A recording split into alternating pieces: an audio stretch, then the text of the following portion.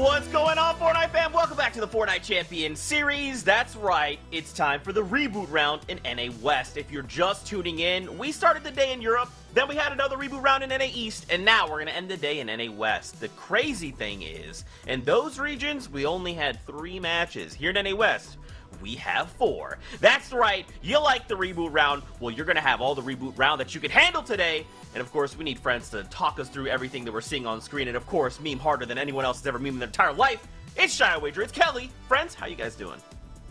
Really good, really hyped. NA West and reboot round, some of the most historical comebacks and, you know, back and forth between 2 teams. We get more of that now, Zeke, 4 times more than last season. I kind of like that a lot. Wow. Yeah, now that you mention it, I thought that we were just like getting a little something extra because of the extra reboot round that we get compared to EU and NA East, but it even compared to last season where we only had 1. And my gosh, we were watching NA East in the green room, the casters and I, and we were absolutely losing our mind in that first reboot round where it was Gabe, Sprite, and Tahi 1v3 going for it, and it was just, we were losing it. And I hope that we can have one of these awesome games for NA West today. I mean, I feel like we'll at least get one of those, right? There'll at least be one crazy kooky game that just flips the entire universe on its head, and we see something we've never seen before. But here's to hoping that all 4 are like that, Kelly. Here's to hoping. Okay, we'll get into those games in just a little bit, but first we gotta talk about a few things, like the overall tournament format. I know you're like, Zeke, the scary graphic again. Listen, it's really not that scary. Look how simple this is. You ready? We're on the right side, reboot round. Boom! That's it, you're a legend. You already know what we're doing. Next week, though, that's finals time, but that's our problem next week. Because Shio, Kelly, it's the reboot round. Yeah, and it's very simple. You know, Fortnite's complicated. Lots of editing, points, consistency, placement, yada, yada, yada. You just gotta get first. We got 4 games to play, 4 winners, 4 spots left in the finals, Kelly. All it is just first. And usually here's where I would talk about the points, but there's no points needed. And you know what? It's not about consistency. This team, any team could go 33rd 3 times in a row, and if they get that VR in the 4th and final game, they're making it to the finals. So right now, I'm excited to see how teams are going to be changing up their play style. These teams haven't played together since the qualifier. A lot of these teams have been in separate heats and haven't played together. So I think we're definitely going to see some contested drop spots, some crazy rotations, and I can't wait for it to start. Absolutely. And as well on that too, right, you could have a 33 elim game, it won't matter. Big prizes to play for too. Just to remind you guys, inside the finals when we're rolling in, there's going to be $300,000 up for grabs in NA West, and Zeke, an extra special prize for the #1 winners. Hey man, you're talking about the Axe of Champions, an in-game pickaxe that only Trios champions can take hold of. Now, we already have defending champions waiting in the finals, but that's why we have to play these reboot rounds. There's 4 open spots that these Trios will be playing for to hopefully go into next week's finals. It's going to be an absolutely insane time. We're going to see some high-level Fortnite and possibly some new things, some strange strategies that you're probably not used to seeing, but we're almost there. Just hang in there just a little bit longer. We got to talk about Brazil, one of those 7 regions we were kind of just talking about, all the prize money. Well, guess what? We have another region. We can see they had 5 games. 5 reboot rounds, friends. And it was insane. That first game, Nate's rolled in crazy, like 7 high ground retakes happened, and they used a stink bow to just basically get everyone out of low ground. Big pup to end it. Game 2, it was a back and forth, 3 different teams fighting it out. I think it was Lima who jumped up, hit a backwards 180 shot to win the game. Faizaman was one of those people in games 1 and 2 that had height, kept losing it. This time they didn't lose, they win the game, and then 2 more games to roll. It was a classic finish in game 4. Game 5 though, Kelly Barreto finally clapped back. Oh yeah, without a doubt. And we were talking about it before. You can see Quinte Frio, they only got 6 eliminations. It really doesn't matter how many eliminations you get. However, more impressively, Ga, Lucas, and Vidi, they had a 16 or 14 elimination victory royale. So even though I'm sure we're not going to be seeing that for North American West, or maybe we will, I love to see some of these teams going aggressive and getting the VR. Yeah, in EU and NA East, we saw like a handful of games break into double digits. Like the highest we saw was 11 eliminations. I think West could do it. It's possible. We'll see if we can manifest that. We'll see if we can manifest that. Now you're probably asking yourself, well, Zeke, you know, with 3 qualifiers and semifinals, which trios are going to be on screen? Like, what are we watching? Don't worry, we got that covered. We're able to take a look at the standings. Remember, 1 through 6, they're already gone. They're in finals. But 7 through 17, they're the teams we'll be seeing in the reboot round.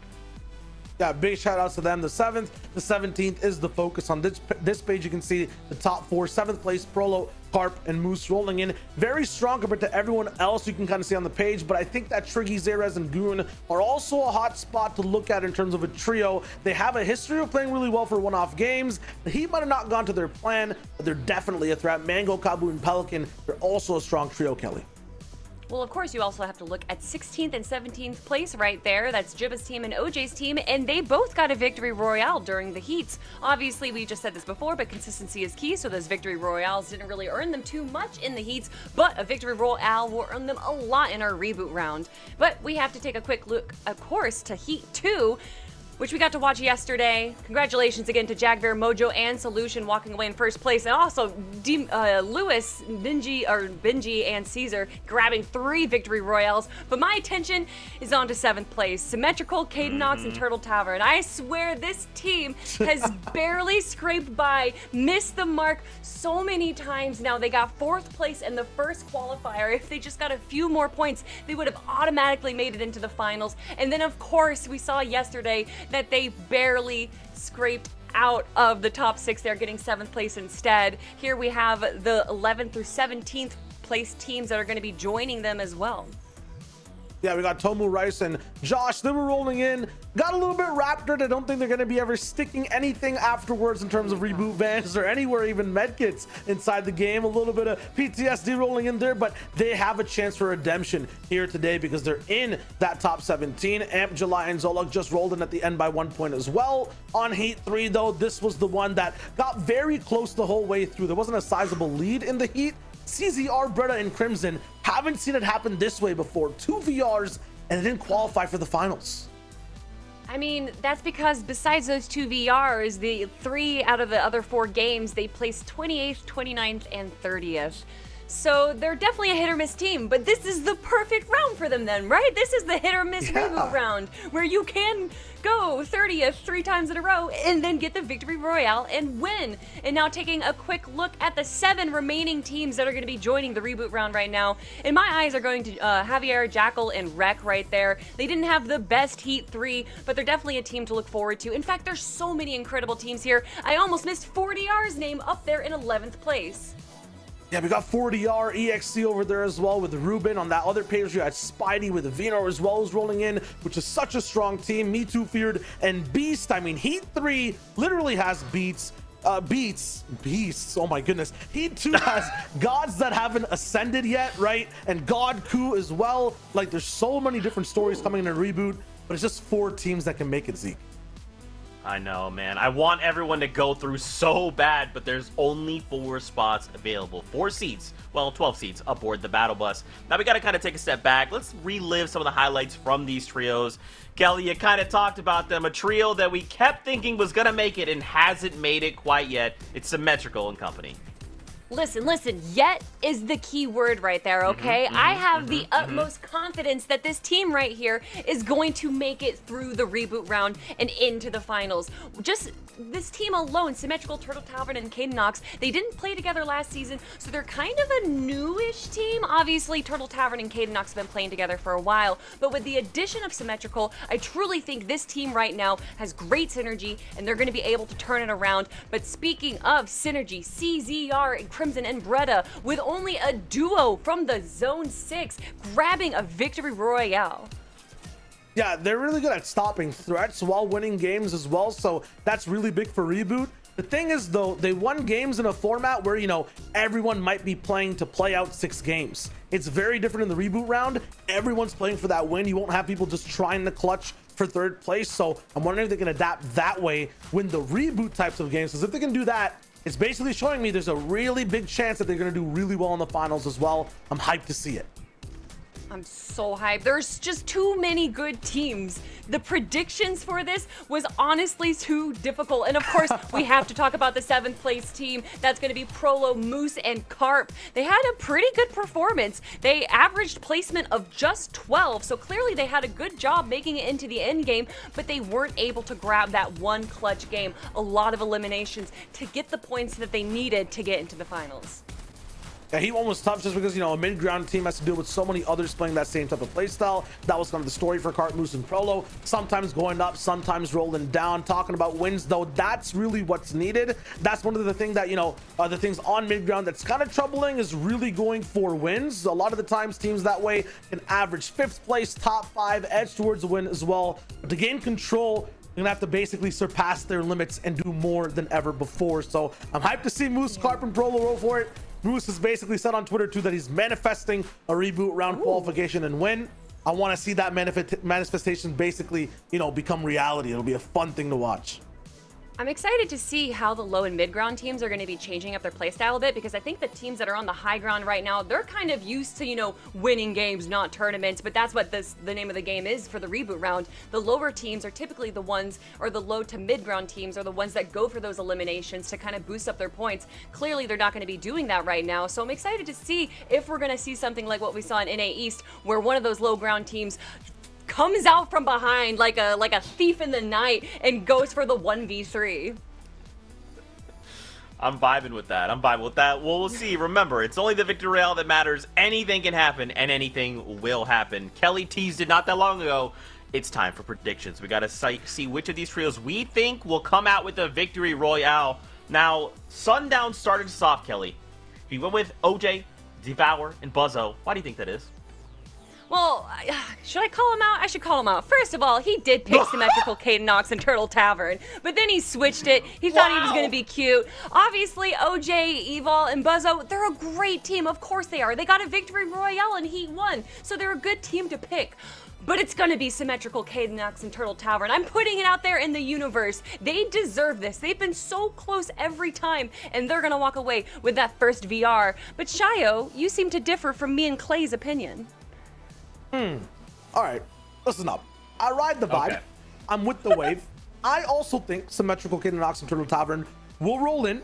They'll win a game, but these guys are slow burners. They learn and adapt to how the games go first. Then they win, you know, like games 3, 4, 5, 6. I never really see them popping off early, and, you know, statistically they might have in the past, but from recent times, that's what I'm kind of getting. So I feel like they will win a game. It won't be the first one. God Kuka and Fico will be the ones to actually take it away. Caddy Corner has those peppers to win these games. They need to be fast, need to be hot, and I feel like that is what they're going to be riding in with. High ground retakes, staying ahead of everyone else. That'll be the wave. Just looking at the results from Heats, where both of those teams were there, 7th and 8th place respectively. Symmetrical's team got a 2nd and 3rd place finish, but Gaku's team only got 2 4th place finishes, so in-game looks like it's going towards my team. I mean, they might have just, you know, used that energy in the Heat, so it's not left for the reboot round. It'll be a flip-up. That's the wave. I'm thinking. Well, they're going to have to collect a lot of energy for this Spirit Ball right now, because they have a ton of other teams that they're going to be facing. Hey, one final chance or our planet is destroyed. We gotta get ready though, because it is time to start the competition. It's time for the reboot round. We've got our casters. It's Clay. It's Sundown. Let's start the battle bus. The battle bus is revving up in the back. Thank you so much, Zeke, Shayo, and Kelly. And one more time onto the island here in Chapter 2, Season 6. More reboot round. After 6 other regions have all gone, we'll have 4 matches here today. My name's Sundown, joined by the fantastic, as always, Clay Stelling. And Clay, how have you been today, man? Oh, just literal goosebumps the entire day. Hearing those reactions from reboot round winners is just something that is so unmatched in any other game that we've seen, and any other rounds as well. That moment right there to get you hyped. And so I am ready for these 4 matches right now. And I mean, when everything is on the line, you think of just how thrilling a regular victory royale is when you first drop into any battle royale game, being the last person who is up on your feet. But when there's so much more on the line, when it is your last chance, the last opportunity to get into that prize money, to have a chance to compete against the best of the best, to compete against Rich Homie Quinn and his trio, Epic Whale, Rex, and Arkham, the absolute just veterans and stars of the West who we have seen time and time again come out on top. This is it. It all comes down to these final 4 matches, and you have to walk away with a W. We talk so much about, okay, this is what you care about, this is how many points you need, and this is what you need to pay attention. None of it matters now. Stay on your feet, get the dub, and you get to go on and play more Fortnite next week. That is all. That's it. It's super simple. If you've never watched competitive Fortnite, this is unlike any that you're seeing. Whoever wins, that's all you care about. That is it. Like Sundown said, no points, no placement, no thresholds, no nothing, no elim points. It is just that victory royale, and we've got 4 of them to go through. Brazil ended up having 5 as well, so I know that region must have gotten really hype, and so I'm excited to see what NA West can do. And we were talking about predictions, and in all honesty, there were so many teams that could have been on those prediction sheets. Yes, me and Kelly picked Symmetrical. I actually think every single analyst and caster picked them in 1 round. But we're gonna have to see, because game number 1 of the reboot round here in NA West is ready. And we're starting off at the Spire. Starting off at the Spire, you can see Mango's there as the observers will pull up the map, and we'll see if there's any initial contestants right away. 2-3 teams heading towards the Pleasant Park in the northern area of it, so a contestant potentially going down there. Nope, looks like it's going to happen. Stealthy Stronghold. 2 teams up also in the northwestern corner by Coral Castle. 3 teams at Stevie Stacks. 2 teams at Dirty Docks. So lots of contestant around the outside of the map, but otherwise a pretty decent spread going on here in match number 1. And coming into this game, there was a lot of talk on Twitter about Holly having 3 teams contesting them, but it is not looking that way. And I want to point out the Raptor team is getting some redemption right now. They've already got eliminations on the board there. They're trying to hold on, though, trying to get through. And we're in Misty Meadows with Bluzzo, OJ, and Evol. Yeah, and this is the trio who I ended up predicting coming through, was only able to pick up 1 victory royale, but they're a team who we've seen is capable. If they get the high ground control, they have no problem running it out. And I'm convinced that all it's going to take is 1 or 2 zones pulling in their favor for them to be able to execute in it. They were able to pick up 1 of the victory royales coming through in the semifinals, actually keeping an eye on the top left corner. It looks like Raptor Redemption not going to come out here. That was the Stealthy Stronghold fight we talked about, but Feared and Maito going to be the one who picks it up. Beast going down early there to Josh and his trio, but you can see, unlike yesterday, a little bit of building, it's real difficult. You just throw a couple walls up and then jump away from them. Ramps are your friends against Raptors or any NPCs. They're going to go for that reboot again. Just he learned his lesson yesterday. Good. No, don't just stick it. Clear the Raptor out. If you haven't seen that clip, it's great, but this trio is going to be under a little bit of pressure as the Pleasant team rotating almost immediately to come over and contest them. A quick rotation, and that's because Stealthy Stronghold is so valuable in the reboot round. Look at just how many fishing spots there are. You can get so many white heals in this little area, and it's like you said, essentially a fortress around. Nobody's going to be really able to see you as long as you leave these trees up. So it's very valuable coming through, and that team recognizes that. This is going to be hard for Beastsphere to Mito to get Beast back up. It's going to be very difficult because we talk about that reboot van. It basically is a dinner bell. It rings out. You can hear it coming. And when you only drop down with that common revolver, it's incredibly difficult. But now the disengage coming out, you can see the trio over there. One of them, whoever that purple triangle is, just dipped. He's like, nope, I got the chonkers. I see what's going on here. I want no part of it. As Lux Out is trying to get everything here. 38 into a 76. Takes all of Raul's shield going on there and has him a little bit separated. Chicken and Robinson Hood needs to be careful. This is a tough 3v3, and you don't want to get bogged down in this area because we are on that northeastern corner of the map, and we know there's 2 teams in Steamy Stacks who are going to be able to fly out towards this fight. So there's really just tons of pressure happening on this side of the map. And this area is also really good for fishing. We're going to talk a lot about the fish in the inventory because they provide such quick healing to everybody. They're feared, and the feed will go down that fight will come through. Wonder what Mito is going to be able to do in Stealthy, maybe able to mount a comeback there, but yet to see it. Yeah, and Halcon, I'm not sure if you saw that. There was a big pot in the bottom of that house that he just missed. Normally, we're not going to be too nitpicky about what people are looting and what they're going to be able to grab. But in this particular, when you have to get the win, min-maxing is so incredibly important that the difference of 50 shield can often end up mattering. It's gonna be every reboot round is close. Every single time, every match that we've watched, even the ones before the extra matches now as well, it's gonna be tight, it's gonna be close, and min-maxing is going to be so important. EXE, they do come through, they take Stealthy, and already look at the loadout. EXE, a legendary pump shotgun, an epic AR, they've got medkits, they're full HP, and Zone is here. It's just on the outside. Yeah, and this is one of the trios that I didn't end up putting in kind of my 4 predictions. It's really tough putting them on the outside looking in. I think they have potential to end up winning the game under the right set of circumstances. The one thing I feel like they struggle with is if they end up being threatened by that second zone surge, which we've seen often in NA West be the downfall of a number of teams. However, with Ruben picking up 2 early eliminations, that's probably going to be enough to allow them to not have to worry about the first one and potentially capitalize on somebody who's underneath surge, setting them up for the second round, as Ruben's going to clear out another Raptor there. We're going to swing on over. You can see that's Cause, Adam Bay, and his trio on the Chonkers, rotating away from Sweaty Sands. 4DR Storm in there. I mean, a player who we've seen so many times in NA West, winning Cash Cups, qualifying for the World Cup for both solos and the duos. The player who got his start all the way back at Ninja Vegas, taking one of the W's then. He knows everything about it only coming down to a victory royale. So not surprised if his back is against the wall. He might be able to pull one out here.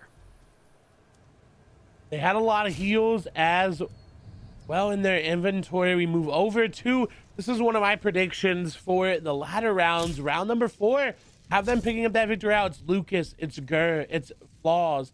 If they get the recipe for success, they can do it. They're strong together if they can stay up as well, but that's been one of their struggles coming in to these heats and into the reboot round. But I like this spot for them. They've got 2 people up on high ground. Their teammate now coming back up. They were a little bit separated, but we talked about this just yesterday. This is such a hard area to fight in. It is not a good overall engagement, especially with zone. Overall for both teams, I'm just not liking it.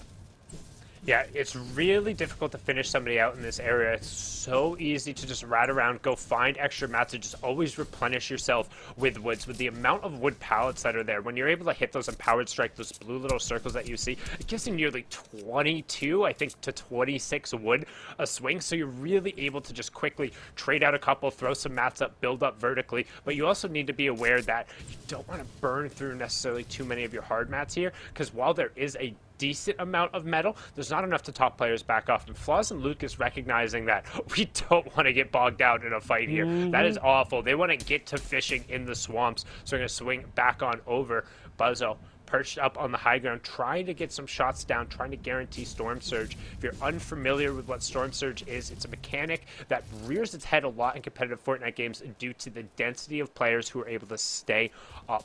So Storm Surge ends up rearing its head in the 3rd, 5th, and 7th zones. It does 25 damage every 5 seconds to the trios who have done the least amount of damage to other trios across the map. So that's when we talk a lot about Storm Surge tags or trading damage or looking to hit people. That's why, because they're looking to make sure they're above that and not get threatened by it. They've got a lot of players nearby to get tags on too, but this hill, not in zone. They've got a good rotation in front of them. Look, Summy and Flixty, you're making their way actually up. Buzzo may end up getting third party there, but we move over to 40R Storm. We've got Chronic and we've got Adam Bay. Split up just a little bit, but a quick stat for everyone. 40R is one of the 3 NA West players to have made every single previous FNCS finals. If he doesn't make it, that's going to go down to 2. Yeah, and I mean, he qualifies for so many things, and there's plenty of pressure, definitely capable of winning one of the 4 matches here today. But I mean, there are a number of trios. It's going to be difficult. We can see Zone pulling toward the northern side there in the bottom right-hand corner.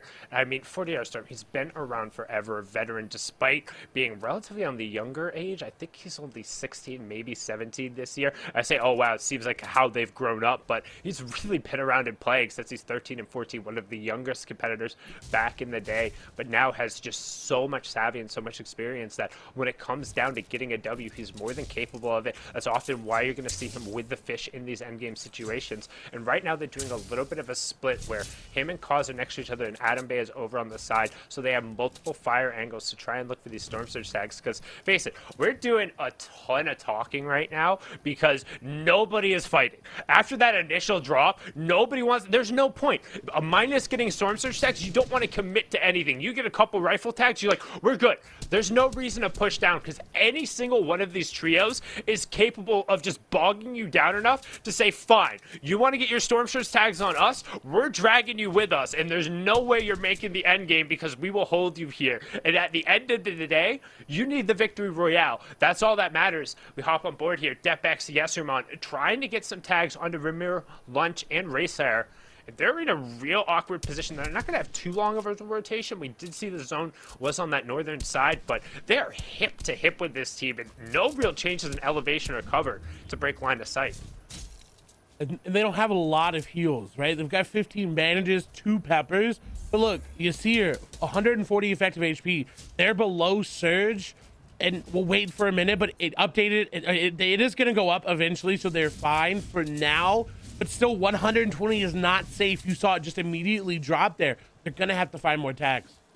So one thing, just from the spectator point of view, generally whenever we load in, and this is for you guys, when you see that Storm Surge warning on the right-hand side, when you see that underline, that actually lets you know what the current threshold is. So the team who has done the least amount of damage is 158 damage below Storm Surge threshold. So you kind of get an idea of how much these teams need to be trading. Then it'll update and give you an idea of the team we're looking at. So right now, Depx, Shifu, Yeserman, 79 damage above, but keep an eye on the top left corner. 84 players still remaining. That number needs to go down to 70 once this third zone pops. That's going to be a minute. You can see that in the bottom right-hand corner. So a lot of action is going to be kicking off here shortly. And right before it does, I'd be remiss. I got to call it out.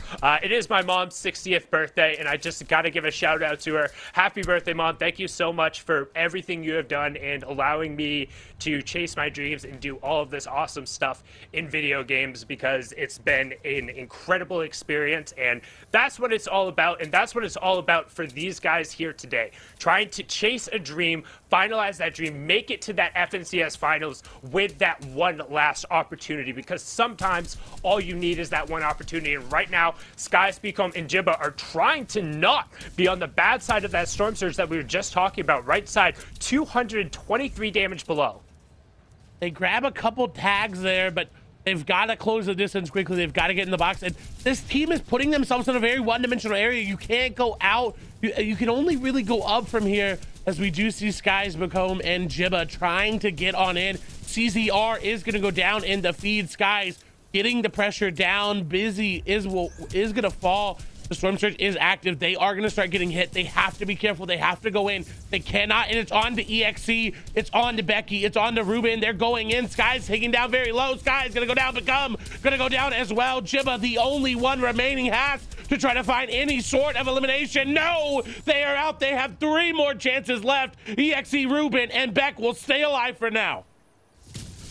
I don't want to say I'm so incredibly smart, but I'll go back and elaborate on a slight Nostradamus moment there as we wait for the last Storm Surge to be threatened out. We're going to hop on board in reverse about Juna and Dragon, who had a great final game yesterday to really push themselves up after a tough start. And what we talked about this Ruben's team right at the start, where they pushed into Stealthy Stronghold, and how if they don't struggle with that second zone surge, they have a legitimate opportunity to win the match. What happened, Clay? I said this gives them an opportunity to then go take advantage of of somebody who might be pressured by Surge. They did that right in that box. They pick up 3 eliminations. They're not going to have to worry about Surge for the rest of the game now, period. It's not going to matter for them. It's going to be off, as now you can see Irreversible, Juna, and Dragon now going to be the ones on the receiving end of that Surge, as we've had a couple of reboots coming up, so 2 trios going to be underneath, and this damage is going to hurt. It's 25 every 5 seconds, and there's nobody near him. They're actually getting in a car with the Chonkers. It's just going to potentially look for a drive-by here to hope to find contact. And that is one of the most unfortunate situations when you're 3 below. It's just right there now. 21. They're following further and further behind, and they're the only trio below. There's one player, and you're right. They just need to let one person go down. Lucas will fall in the feed. It's still not going to be enough. They still, I believe, need one more player to go down. And at that moment, Sundown is right. Just let one of your teammates go. Keep yourself in the game. But right now, my prediction here for match number 1, trying to keep the perfect streak on, Buzzo, Evo, and OJ. Over on the side, we saw them pick up a number of Nox and Elims in the feed, but they're rotating hip to hip with another trio here. And you can see them. They're like, hey, we have to use these resources at some point. Pop the hop, flop, and get on your drop, son. Try to get back ahead. They see another trio in front of them. Could they potentially sneak up behind them and get a 1-2-3 moment? But instead, Buzzo fires a little bit prematurely there and then ends up dragging a couple shots over. I don't think they have any excess big pots. They would have already turned them. Storm Surge is finally now turning off for almost the entirety of the 3rd zone being up. This is how much people are just trying to stay on their feet, as OJ and Co are one of the last ones rotating into the zone. The hop flops are going to wear off, and it's going to make the rest of this rotate a little bit more difficult, as Buzzo is leading the way, but they're not quite drawing shots yet. OJ, a little bit of poor pathing is taking a ton. Oh no, they're just absolutely waxed, waning, and destroyed right there. The poor pathing going to put them at a massive disadvantage, and I don't think they're going to be long for this match, as OJ is being forced in there a singular box, but they did pull the zone, so as long as they can get just a brief bit of respite, they might have a chance. I just don't think it's a good one. 9 builds remaining for Buzzo. OJ is at 51 effective HP. 1 tick of any sort of white HP damage, whether it be the zone, fire, a stink, bow, or fish coming on through, they are going to go down. We do see Wave in the feed getting elimination, but will be finished off right after that. They, again, like you said, they found the respite. Cooper and Cool will fall. They go down. Apex Cuh going to get that elimination. Fecoy, Godcoot, and Cub right there. We do, however, see Beast right there on top. Jackal and Javier as well. Look at 40R in the back. But I was going to say who has the high ground, and the observers hooked it up. It's Foba, it's Vela, and it's Zilly. That is the high ground you want to have. Yeah, I'm really curious to see what their inventories look like, because there is so much investment in terms of mats here, but it seems like they're doing all right because they've farmed up on top of that tall tower on sweaty stands, utilizing the natural kind of building that's there, farming out the interior, and building up what almost looks like an extended version of the old Porta Fortresses, but this allows them to just rain shots down from above. It's going to make it very difficult. OJ going to get picked up there. Now Buzzo is the lone man on a mission. That's the tough part. Despite them almost being in zone, there's just a slight change in level of verticality with a duo and a trio in between them. So don't think my prediction is going to be able to pick up the victory royale unless we see an absurd clutch, as again he's drawing a little bit of attention. Instead, going to back that player off. A nice 75 tag. I'm pretty sure that's a member of the duo, and if he can find a little bit of space, I mean, there's a chance it's just a monumentally tiny one. And honestly, I don't particularly want to focus, because at this point, if Buzzo's going to make a run at it, we'll see him later on in the situation. That is just going to, once again, have to be a solo clutch up of a big magnitude, higher than we've seen before. Baboon, Lone, and Comb down there. We saw them just yesterday in the heat. They've had some good one. Triggy, Goon, and Zayrez down below. They're playing this zone pretty well. I believe half in, half out will show, and we'll be able to tell, as we do see Flixie going to go down. Wreck is down, but they are able to get that back up. It's going to be Javier taking them on down, half in, half out. It does pull to Buzzo. It pulls directly on top of him. We saying there's a chance. until we see him go down there in that elimination feed, he's just going to hang out in his pre-built stuff. Nobody's really going to assume they're there. I do think Javier, Jackal, and Rek have great positioning, but you can see Zolik, Amp, and July investing a ton, and I mean a ton, of their hard materials to get the high ground on the northern side there. That's going to be the priority on the moving zone. So we're going to keep an eye as soon as this fifth zone closes in the next 5 seconds. But Jackal and Co. get gifted a supply drop. It drops quite literally on top of their head. And when they have no excess shields at all, Jackal and Rek barely doing it. That is just a literal sending.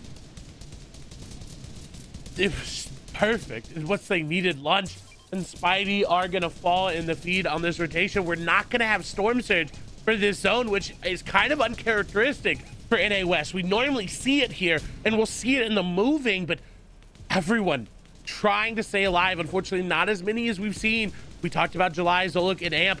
They invested a lot, but they still have 75 here on Zolik, which means they could be healthy all around. Poyo is going to fall. Moose GG's in the feed. Shio was hyping him up, said he manifested a victory royale, and we'll have to see if that comes to fruition. Is Zolik, they are just waiting. They don't want to overpeak. They're not looking particular. They're just back. They're fourth. They're bouncing their focus all around.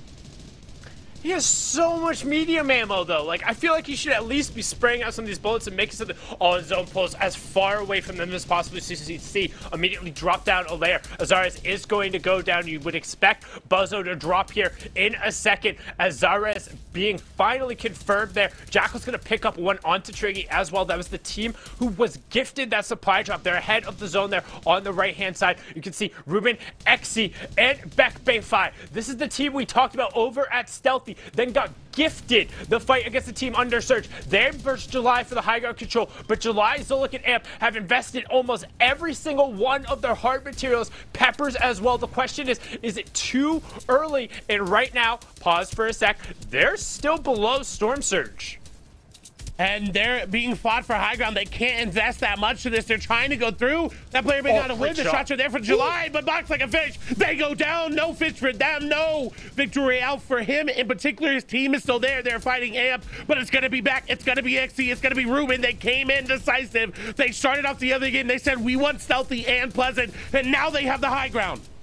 And Buzzo finally gets cleaned out. The man on the mission goes down, but I like this story better. The Pleasant Park invasion in a stealthy stronghold. The ones who he said, as long as they don't get caught out by the storm, it could be it, but it couldn't be an investment. Trying to take high ground a little bit too early. We talked about you had to manage the economy well. And Exy trying to live up to his name, hitting the shots, executing there, but he doesn't have the mats. Tries to flip the ramp back over. He's trying to desperately get back to his team. He eats the pump shot and he finds the teammate, but all the control they had is now gone, and it's Feetgoy, Godku, and Apex Ka ripping away the high ground in the moving zones. But the question is, how much control do they have now? Where are the heals? And what's going on the low ground? They have not a ton of mats on Feetgoy. You can see him already splitting. Exy goes down. That's the bottom right-hand corner. And the bottom left was our supply drop gifted team. Wreck, Jackal, and Javier. 5 eliminations on them. 7 for Ruben and Back Bay 5. But don't forget, the elims don't matter. All that matters is staying up on your feet. And Ruben finds 2 huge. He finds flops as well. Leaves the medkit on the backside, but it could be a hope. It could be a chance as Exy will finally get confirmed over. We're going to hop on board with him on the low ground in the scrum with only 5 builds left. Legendary pump, epic AR. Flopper in hand, but he needs to find a path, and he needs to find his way back to Beck Bay. And he, on a layer, sees 2 in front of him. 2 opens up in front of him. That's not the door you want to open. You have to learn to close it. It's so awkward as we swing on over. Wreck, Jackal, and Javier are going to have a great position here on the mid-ground tarp. But what's going on with the high ground? Because these guys are out of mats as well, and we're pulling over a fresh area. It's going to be Feetgoy, Godco, and Ka up above. Shio may have seen the future. They may be booking that ticket right to the finals, but they are running out of builds. Feetgoy with 0. Chucky going to go down. Can they harpoon it? And can they find some? No builds. He wasn't able to grab any. Grab the mech. Shots go through. He gets some damage, but it's not enough. People are running away. They have no time left. They're out of builds. The zone keeps moving. Wreck, Jackal, and Javier are dropping down. Shots come through. Big connection there. They're out of mats as well. Everybody here seems to have no options left. They are all dropping down. Where are the heals?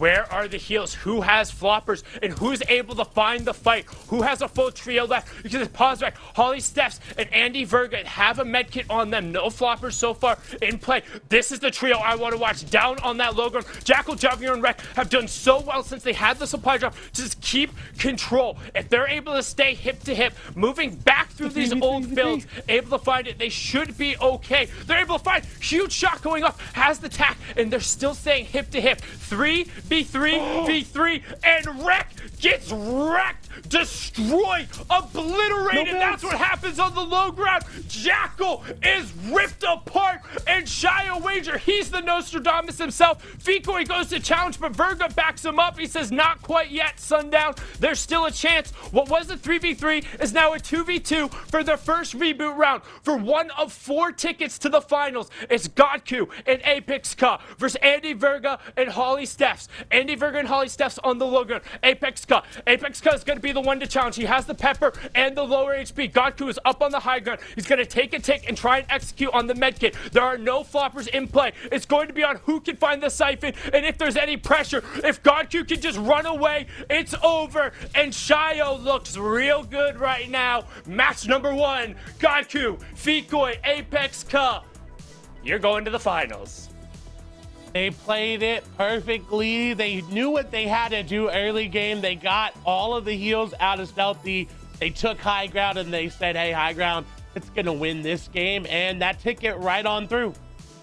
The zones pulling back and forth gave them the control, but they were the ones who were able to wrestle it away. They made the decisive play, and most importantly, no hyperbolic time chamber needed here. You get the stress out of the way, stamp that ticket, and have an opportunity to play in the finals next week to compete against the best of the best. I mean, just what a way to kick off the reboot round here.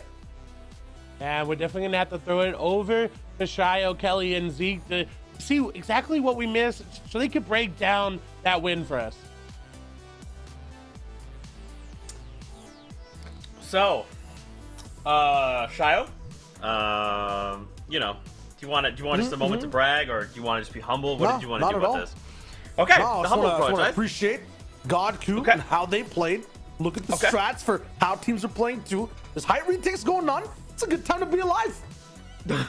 I'm proud of you. You went with the humble route. Kelly, thoughts on that last game? How you feeling? How you feeling?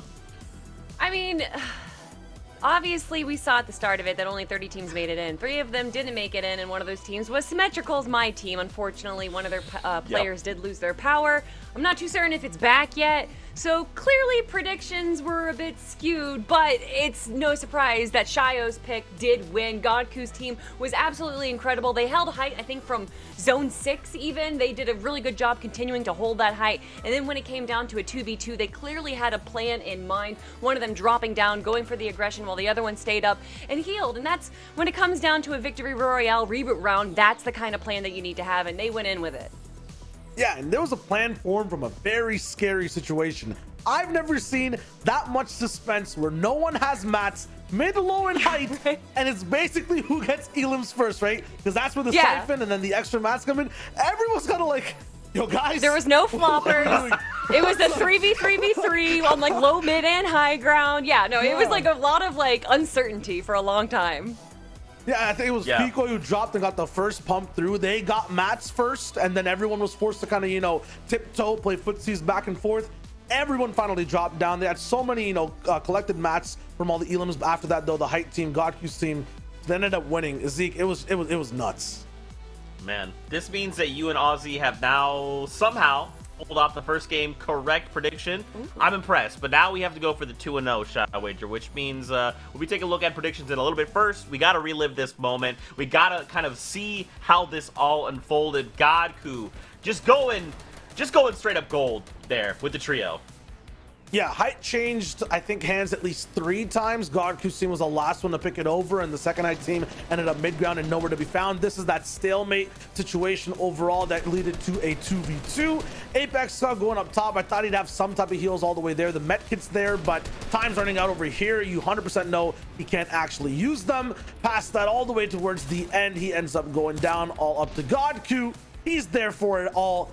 It's all enough, and they end up winning that first reboot round. And with 6 eliminations, pretty good. Obviously, we do have to look at Virga and Stephs, who stayed alive that entire time and were the other two in that 2v2. And of course, Rek, Jackal, and Javier, who did a great job since the supply drop, keeping control. They stayed on the low ground for a great time and even had great loadouts, but it took an instant and the entire team was ripped apart. So I'm excited to see how they're going to be playing the next game. They're clearly making it into the end game. Is a good indication of how the other teams are going to be doing. But we have to spotlight Godku, Cut, and Fikoi, and honestly, I think it's because of all the Dragon Ball Z references we made at the top of the show. We gave them our energy. The world around was raising their arms and made sure that they had a strong enough attack to take down their opponents. But finals trips, this is their 6th finals trip now in the FNCS.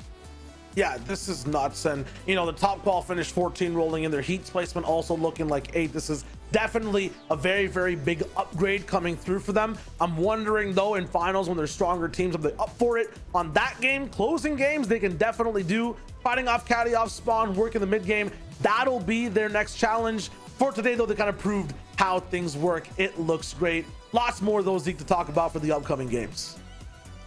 I mean, one of those things is prediction, Shy Wager, because as you've made the right call, that means you have to roll over to another trio. So what? Everyone else stay the same, okay? Shy Wager though, Triggy.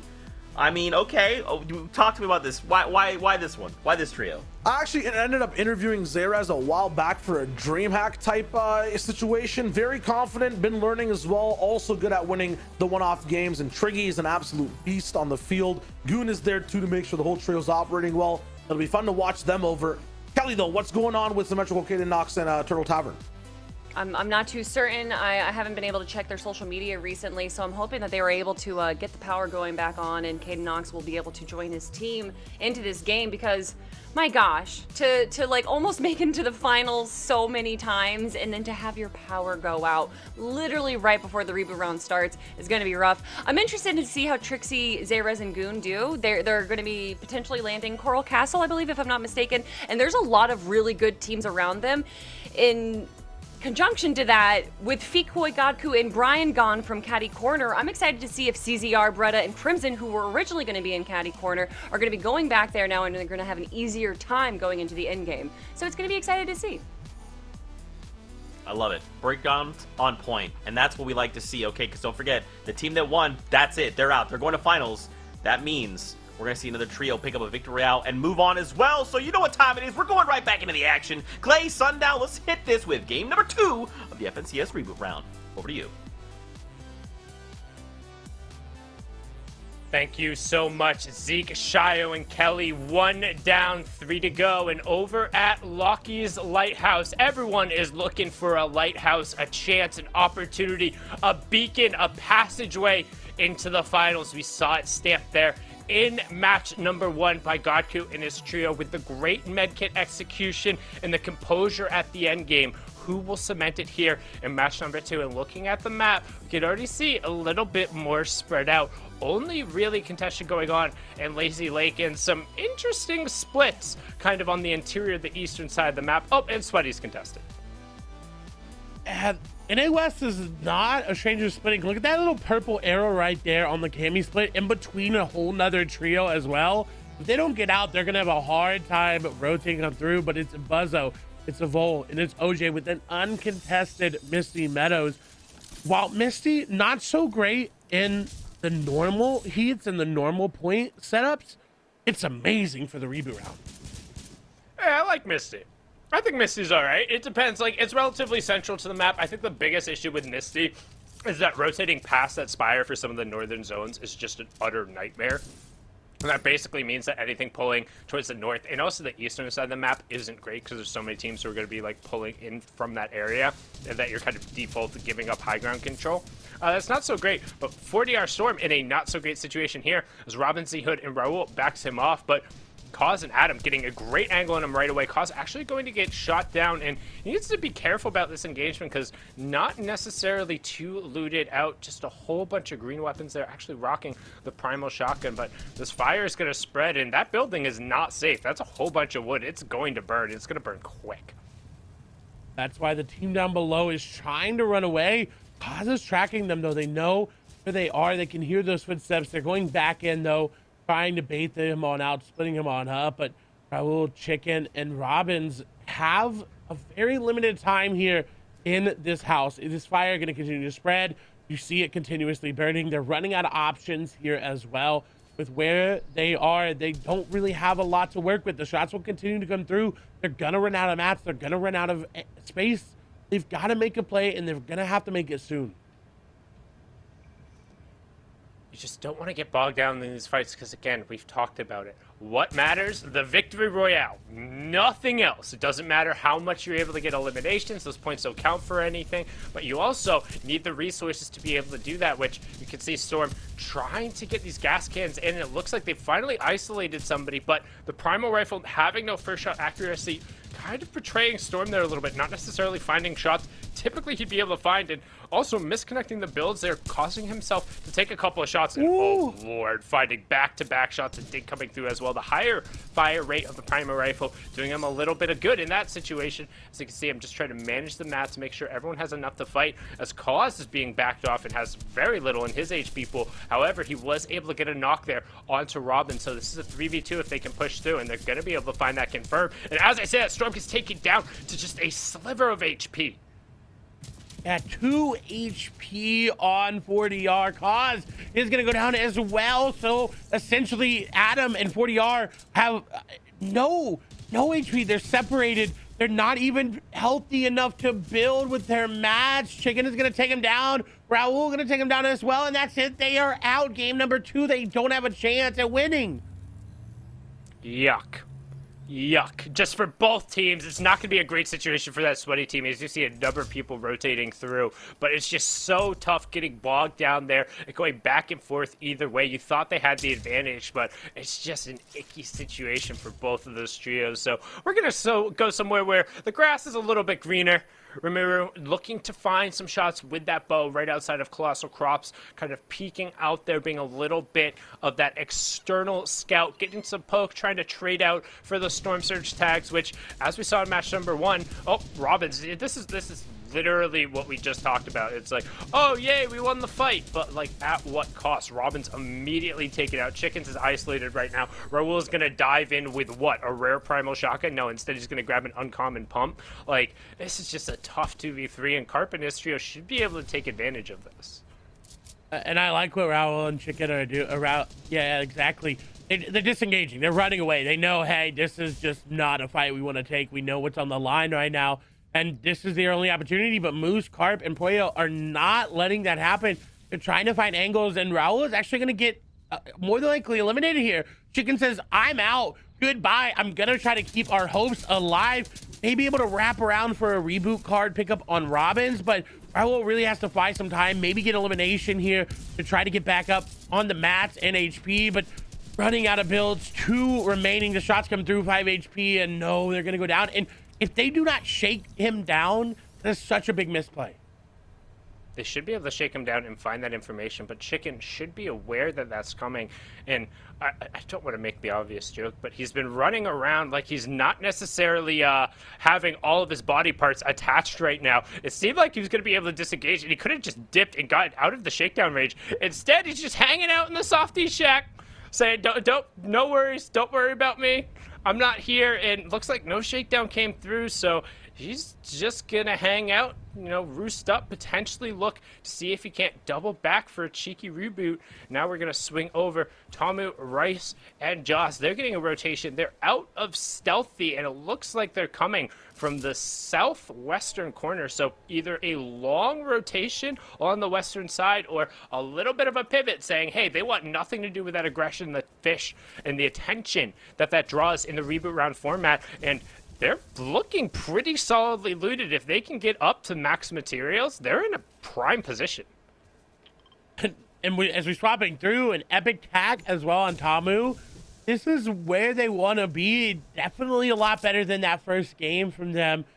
Setting up, but I don't see a lot of wide heels. Yes, they have Harpoon, and yes, they have a fishing rod. But there's not going to be a lot of fishing spots left when you come into Weeping, when you come in to this zone. Everyone's going to be looking for them. You've got to find them early on. Josh will find some mechanical parts over there for Rice, but this is going to be tough. They He'll box up that NPC trying to get just a little bit extra, but white heals here for Josh are only one singular med kit. They're going to need to take a fight at some point in time, and I'm willing to bet they probably don't have Surge. Keeping an eye on the top left corner, you can see still 85 players up. Only 2 trios have been eliminated, and only a couple solos have been taken out. And as I talk about that, looks like Ruben and his trio on the prowl again in the early game. Apexzilla on the receiving end of that, but maybe a little bit too aggressive there, as Ruben going to immediately be pushed back by Phoba. And you can see Josh and co just going to make sure they get as many of those mushrooms along the path they can, hitting that min-max, swinging at some trees, and just working their way into zone. They're saying, hey, you know what? That first game wasn't what we wanted. We weren't able to get our feet set underneath us. Let's just get our way into the match and try and play some of the late game. And with Jackford, Mojo, and Solution in this game, see how differently Weeping is played? There's still trees up. There's not a lot of resource denial from this Weeping Woods team that is landing there. And Observer's giving us a beautiful shot. We are going to see a reboot. That, I believe, is Sweaty Sands coming back in. Raul was able to get a player up. So the stall ended up working out for the better. Having 2 people in this game is much better than having that one. But what can they find on their rotation in the zone? And hopefully they should be fine from the Storm Surge. The one thing to note, when he was picking up the Hop Floppers in the Softy Shack, he had 5 medkits. So if they want to just hang out in the zone, the first 2 zones are only 1-tick zones, then 3rd and 4th are 2-tick zones. They have more than enough HP to just be able to tank it out. Now we're going to swing back on over. Ruben, who had got full confirmed, is on his feet. So the reboot round in West, living up to his name, reboots galore, as Ruben, they're trying to sort out, making sure, hey, which shotgun was yours? Is this one mine? No, I like the color on this one better. Nope, I had this one. Okay. Making sure they sort it out. It's like, wait, are you sure you had the epic AR? It's like, yep. It's only a problem it seems like EXE, Beck, and Ruben are having these games. What I want to see in an adaptation form from them is, remember, they had high ground. They just expended way too much. They literally playground fought for the high ground because they know how valuable it is. This time, I want to see that decisiveness to know, hey, we cannot go for that. We cannot commit these matches for it, and we've got to disengage. And again, Storm Surge, they are going to be above. They've got 2 eliminations. The reboot did come through as well. So 503 above. They're sitting really pretty. They can honestly not do any more damage for these next couple of zones and be fine into about that half in, half out. Yeah, they just need to chill. They don't need to fight anyone, but somebody who's not going to chill. It looks like Buzzo, Evil, and OJ are going to get aggro there. Then, yeah, they were 100% below Storm Surge, going to be able to just barely nick themselves above, but they're going to need some more damage. And importantly, too, that was Mamoru who went down. They didn't even get the final confirm on them. So you see the right-hand side, that 51 has already dropped to 16. There is a ton of trios around Colossal Crops, so as long as they're aware and they're able to find the right kind of angles, this is a great spot to just pick out those quick little first shot accuracy tags, because there's so many quick little line of sights and windows that you can get a bead on. And you can see Evolve trying to do that right now, but in reality, this is a ton of pressure. Like, you have to be finding shots right now. There's nobody really within jumping distance. They can't get in these boxes that quick. Yes, they have the peppers to go aggressive, but nobody is right there. They've got the high ground to maybe find something. OJ is looking, Buzzo is looking, Evol is looking, but nobody is peeking them. This is gonna hurt if they end up getting hit as we move over. Lone, Rice, and Josh are all in an engagement together while Combe tries to go for that revive there. Tomo is gonna fall. Rice trying to get in, trying to get that ramp through the wall, the zone, putting the pressure down as well. Looks like the revive may have gone off. It did. The 2v3, they've got the HP advantage though. They put the damage down. They can get in. They're above Storm Surge, but they want these eliminations. They took down their teammate, so they're fighting for it. But again, reminder, it's not about the elims anymore. It's just about winning. All that matters is the W. You don't want to get bogged down in these situations, and we're going to see another reboot, and there's actually going to be a knock on the Baboon, and you can see we are now into the 2-tick zone, so those medkits have to be popped when you have 20 HP left. They don't buy you as much extra time. Only each one will give you an extra 40 seconds to tank the zone, so while not necessarily the worst, it's definitely not the best situation to be in. You can see Baboon actually got picked up. He's going to stick a medkit, so these guys are going to end up rotating basically hip to hip along the side of the zone. It's going to be a real awkward situation, especially because you hear that little clicking sound there of Tomu's ever so threatening common revolver. We're going to swing over to a team who's probably in a little bit of a better situation there. Midu feared Zen Beast boxed up in plenty of hard materials that are on top of the bridge so they can reform. And I kind of want to go back over to that side because you can see Beck and Exy are picking up a pair of elims, and Josh and Co are still fighting along that Stormfront, able to pick up a knock onto Lone. So a bunch of things going down here, but you can see Foba, Apex, Zilla, they're under Storm Surge. They're trying to press forward. That's what that purple lightning coming from the sky. That's 25 damage every 5 seconds. So feared Mitsu's enemies. They know what's going on. They know they just need to back away from this trio. Just don't get full sent on. Don't give them any excess HP, and they will go down, and they're going to get all of those resources. And Josh and Rice end up on the wrong side of that. Baboon able to drag him down with them. Josh is going to take over. Tomu is going to be the only stepping stone into the zone. And man, that's what we talked about, getting bogged down in those fights on the edge of zone. And he is literally sprinting along the outside, looking for something. Not a ton of bills. Him and Comb right on it actually only has 7. Here's a common revolver. Let's see. How good is he? 54. Ooh. Can he find another one? Oh, I would have been absurdly impressed, but Comb is going to find that. The Raptor redemption story will have to fight another day as Comb will begin his long run to the zone. We'll swing back to the center for some teams. We have a little bit more control over the game right now. Zenbeast is trying to get a little bit of Comb peek as they have the priority position on the bridge and a decent chance to pull that 4th zone. And with those elims, they're going to be fine as Comb will eventually fall on that rotation, not able to get on through.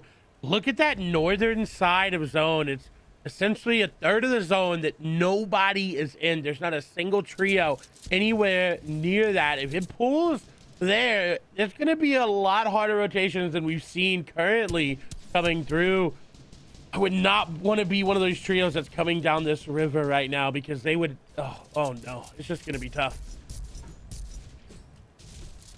You're just trying to avoid all fire right now. You don't want to be focused. That zone is closing in. You can see bottom right-hand corner. 4th zone is revealed kind of towards the eastern side, so no northern pole rotation going to be in. The one team who's on that northeastern side is going to be real happy. They'll have a nice little stroll through the park, straight into the zone, basically be gifted a pass into the mid-game, but now everyone else going to be fighting along the clustered side of that southeastern zone. Me2 is giving us a nice little view of kind of what the run looks like. There's one high ground area that has priority control, but otherwise it's a lot of flat open space around there. They're choosing for this late rotation as Lucas is going to fall in the Elim feed.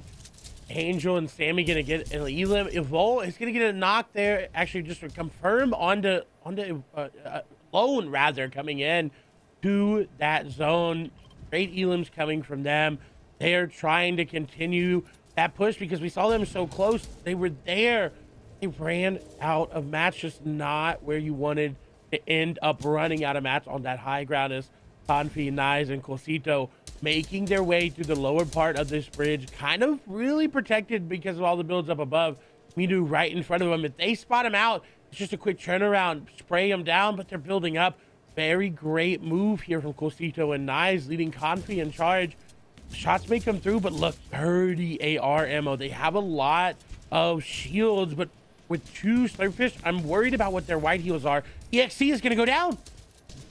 EXC gets ripped apart there by Chicken and Confi, taking tons of shots, and I really dislike the path these guys took. They could have followed right along Me2. They saw that team in front of them, and instead opted to take a little bit of a more exposed route there that gave the team who is already in zone a great line. Like, if they had gone a little bit to the right there and just line of sighted along that hill, they would have been fine. Instead, now they're going to be pinned pretty much right against the edge of zone with a trio who we've seen hasn't been forced to expend a whole lot. So let's swing it on over.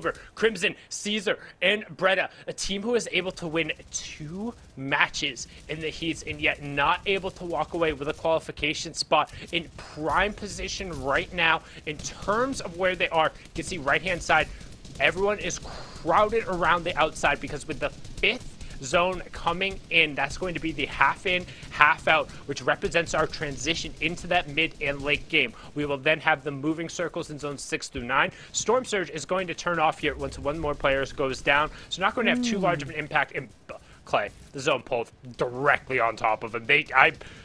Interesting to see how much they decide to invest right now. Because if they invest too much of their hard mats, already looking, Crimson doesn't have a ton, but they have enough. And yoink!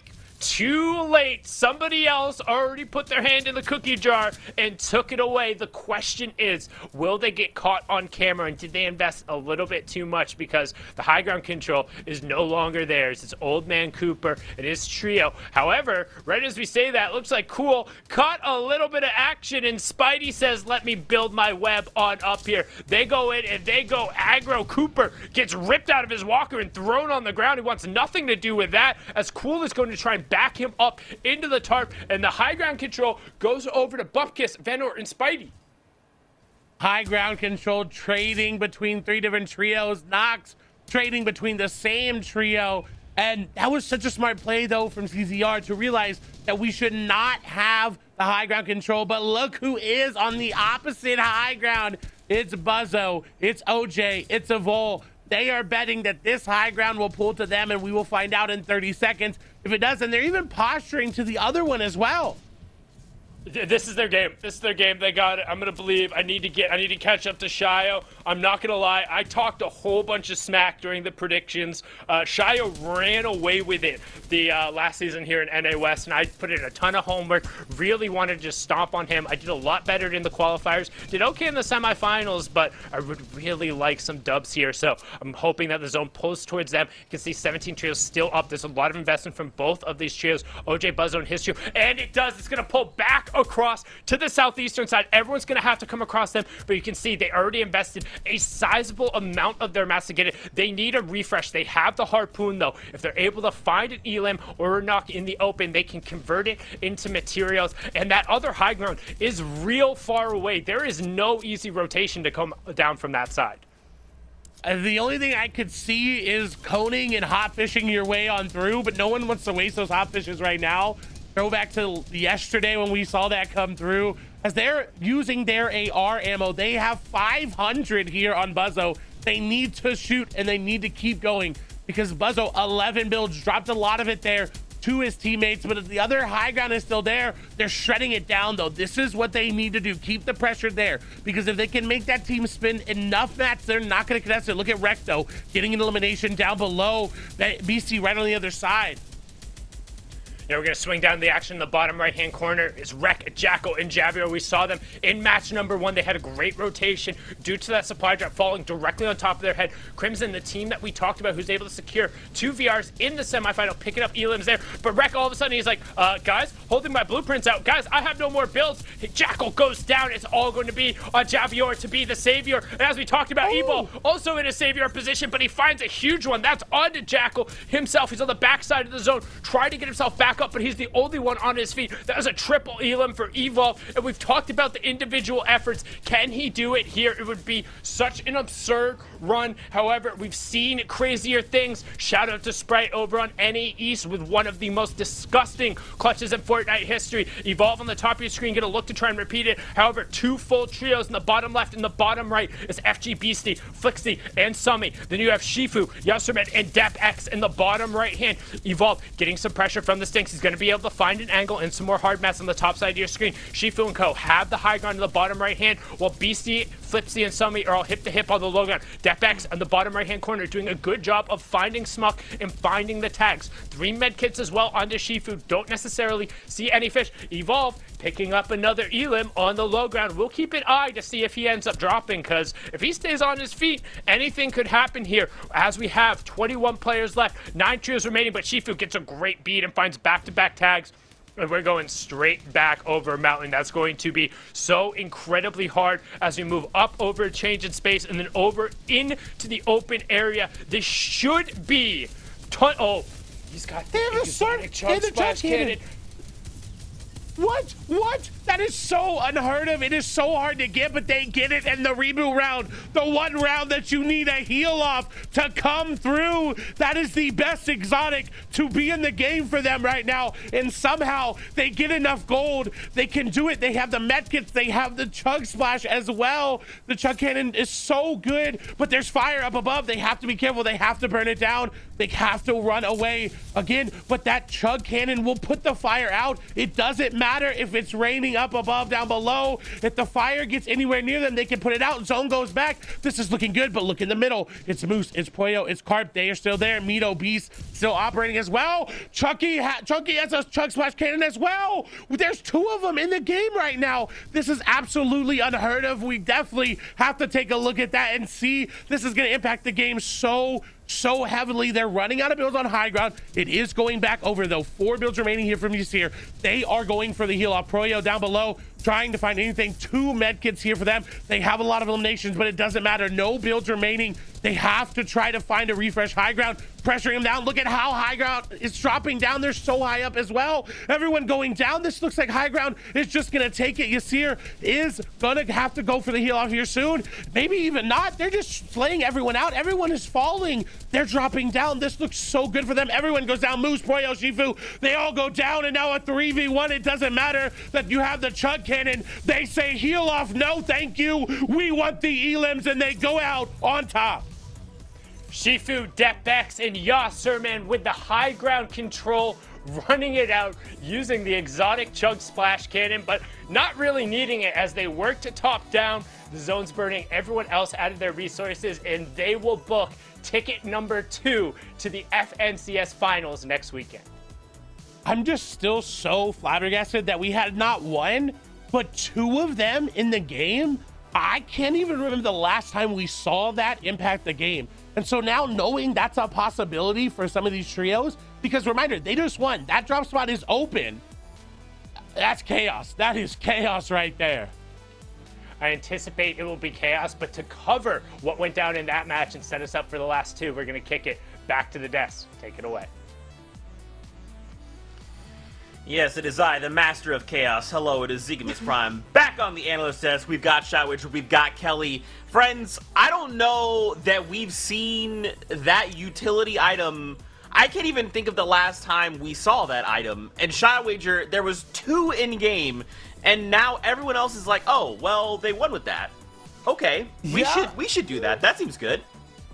Possibility. It helps the offense, helps everything at the end of the day, but it's all about how that game went from the mid zones as well, the height takes that happened back and forth. So many strong teams in contention, Kelly, but they didn't live it out to see it all the way through. And there is something that our casters mentioned that, look, hey, this worked out for this team. There's a drop spot open now. Maybe we'll go. It's actually not open. It was contested. So Crimson's team is still at Dirty Docks right now. So if a team does want to kind of follow in their footsteps, they might run into some issues. Oh my gosh. Well, maybe they can take control of this chug cannon and use it to claim a spot on the battle bus. We got to relive this last game. Yeah, I mean, this chaos is just the key word, I feel like, coming into this second game. Yeah, just look at the, the size of this endgame, the sheer size. Shifu, Deathbex, and Yasir, they had the pressure all the way up top. 5 different teams left, but it just kept getting closer and closer until that final moment. Yeah, man, that verticality. Usually it's kind of like a high ground, mid ground, low ground game, but there is 20 different mid grounds in this competition. But Yasir, Shifu, and Deb did a great job holding that top, and they really didn't have too much of an issue. You can see how far away they are from everyone else, and without too much mobility, there isn't that threat of a height take. They're not too afraid of someone coming from behind like we saw in NA East, and I'm going to keep bringing that up. So they went into this with confidence. They didn't make any misplays here, and they did it as a team.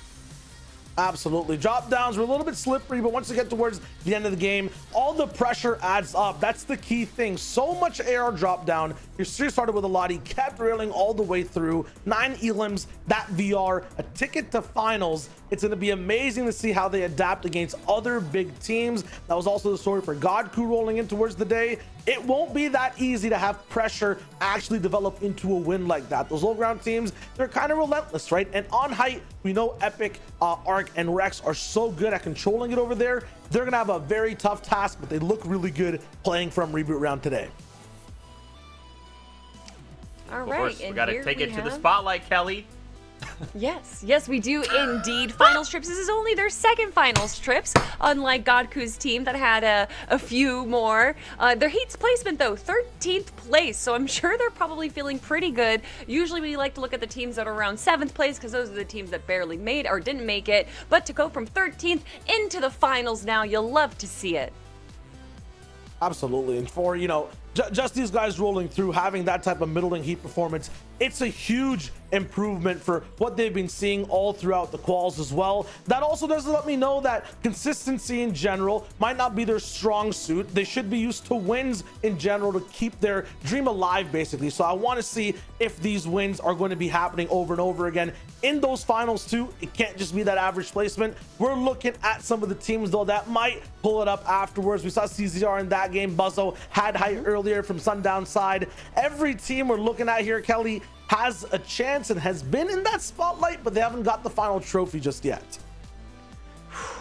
And that's what you want. That's what you need. It doesn't matter if you get 2nd place. It doesn't matter if you get 12 eliminations on low ground as a solo player.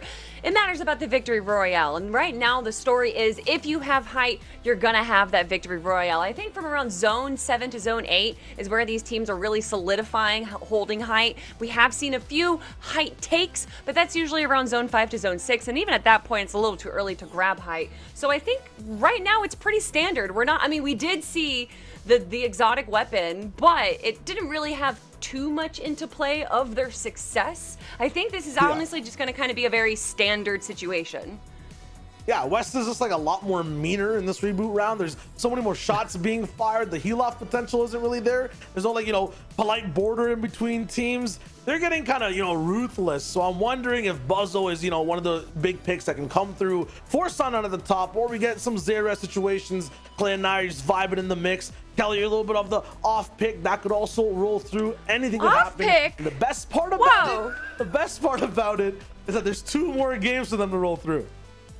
I picked the one team that had 2 victory royales, all right? It's the most obvious pick, if anything. But I do agree, they might not be a team that we know. You're right.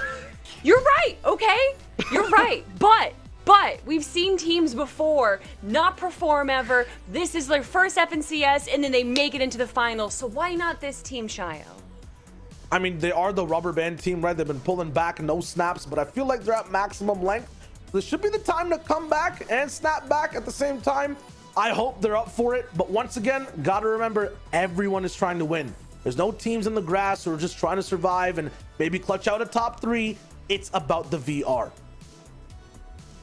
Man, this is the conversations we like to have. This is what happens when you put 2 smart people in the same room and they have different opinions. But I know what you're thinking. You want more games? Me too. So together, we're going to walk over here and we're going to go have these games, okay? Let's leave these 2 behind. Let's jump up on the battle bus. Here we go, friends. Back to game 3. 2 down, 2 to go. The final 2 tickets left. And, you know, while we're talking about 2s, 2 llamas stacked directly on top of each other over towards that side that's in the northeastern part of the map, and that should be walked on by one of the trios rotating away. It's directly on the split there. As we get a look, you can see not necessarily as many contestants coming down, trying to keep an eye on where some fights. Looks like Sweaty Sands will have another one. Potentially some shenanigans going on towards the southern side of the map as well. But otherwise, a decent amount of space for each one of these trios. Of course, the 2 who we have already seen get victory royales will no longer be participating and playing. We'll see them next week in the finals. So now we'll hop on board here with Triggy, Goon, and Zarez. Caddy corner coming through the pepper spot. Looks good for them, but it hasn't gotten them that victory out quite yet. Again, reminder, I feel like there's not as many players. Obviously, those 2 teams are going to continue to be removed from the next game, so they can't have that impact going through. And that's good for players that are being contested by them if they ended up getting eliminated. Hey, all of a sudden you don't have that team in your POI. Moving back over, though, to a POI that's been contested every game is 40R. They're not looking healthy. Yeah, these early fights really taking a toll. You can see Cause has already taken a decent amount of damage. Storm, minimal amount of shield, and already some white HP damage going through. And just, woof, Shambles loaded out indeed. You can see the rare infantry rifle, as long as the primal SMG and harpoon with a common makeshift, means unless he's able to kind of pick some pixels there with the infantry rifle headshots, it's not going to be able to get out a ton of meaningful damage. We'll swing on over. Early game fight at one of the sides of the Cammy split contestation. Zolkin Amp trying to get some pressure. Tons of damage already down. Cool Guy going down. Chunky Monkey also being taken out. Zolkin me on the back of B-Dog 04. No builds, no HP, no eliminations, no hope here. As Zolkin Amp going to make that one look relatively easy. So much so that I'm pretty sure their other trio mate in July was just hanging out around there. So very well executed 2v3. And you really do it as quickly as you can, because where you are is also pretty valuable. That cornfield will give you a lot of corn. You're right near colossal crops as well. That's super valuable in a heal off. You can continue to pop that even though you're full HP. As soon as you take down, you can just pop, and it'll continue to heal you. While it's not the most effective usage of the corn, and that moment, popping any HP is going to save you. Yeah, and we kind of talk about the now infamous Q-Ray over in EU, who is able to figure out the fishing strats, and you and I talked about it a little bit. There's 4 spots on the map where you can kind of do that healing off thing. Very difficult now with the changes that have gone through to the small fry. However, there is one place that was completely unaffected by that change, and that is kind of that northern colossal crops apple orchard area, where you can get just a metric ton of corn, apples, wood, and you just sit on campfires and heal it out. I'd be interested to see. We've seen a couple of Cash Cup Ws come through in EU on that side. I don't think anybody's really been able to pin down the math, but if there was ever time to pull out a little bit of that, you smell that blue cheese? It might be here in the reboot rounds, when all you need is that victory royale. Sometimes you just got to do everything possible. As we're just going to get a view of the lobby, because again, when nothing else matters but the W, nobody really wants to fight early on. You want your space, you want to get some tags, but otherwise you just want to loot up, get whatever utility you can, and then head towards that center of zone. Cosito, Knives, and Confi seemingly have claimed this area, though. No contention coming through for them, and this is kind of unexpected to see in this area, right? You normally see that epic pump. That's why people land here.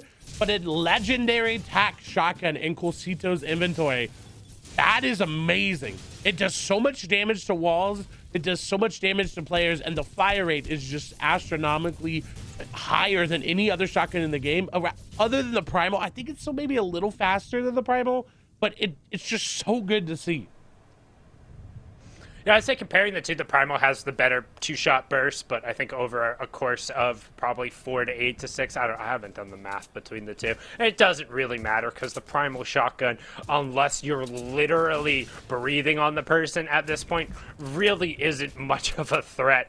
We're going to hop on board here, and I've been really impressed with how Rek, Jackal, and Javier have been playing. I feel like if this had been a normal set of games where we were scoring the points and we were just looking through, they would be towards the top of the leaderboard. They've been incredibly close to getting towards the top, but again, close in the reboot round. Horseshoes and hand grenades go back to the famous saying, if you ain't first, you last. And that's most true here in the reboot round. And thanks to that quick stat, left-hand side, game 2 winning. Yasser will be playing in his first FNCS final. And looking across the region, I feel like we've had a little bit of a shift in the demographic. A lot of these younger and up-and-coming trios making it pretty much across the globe.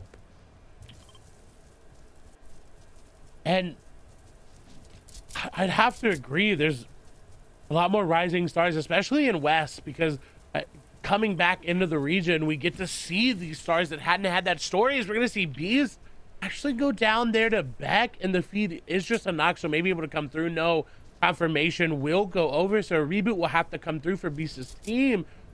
Not what they want to see. I believe there was an attempt at getting the chug cannon back again, and I believe it was from Tamu and Rice's team, but they were pushed out before they could get enough gold for it. So we're more than likely not going to be able to see that unless the team somehow has farmed up gold elsewhere, came into Slurpee to grab it, but it's going to be tough. Yeah, and we didn't really talk about it. We were very surprised to see it. The only way you generally end up seeing those exotics, which when the dub was in, a number of players were prioritizing that, being one of the few rotational tools being in.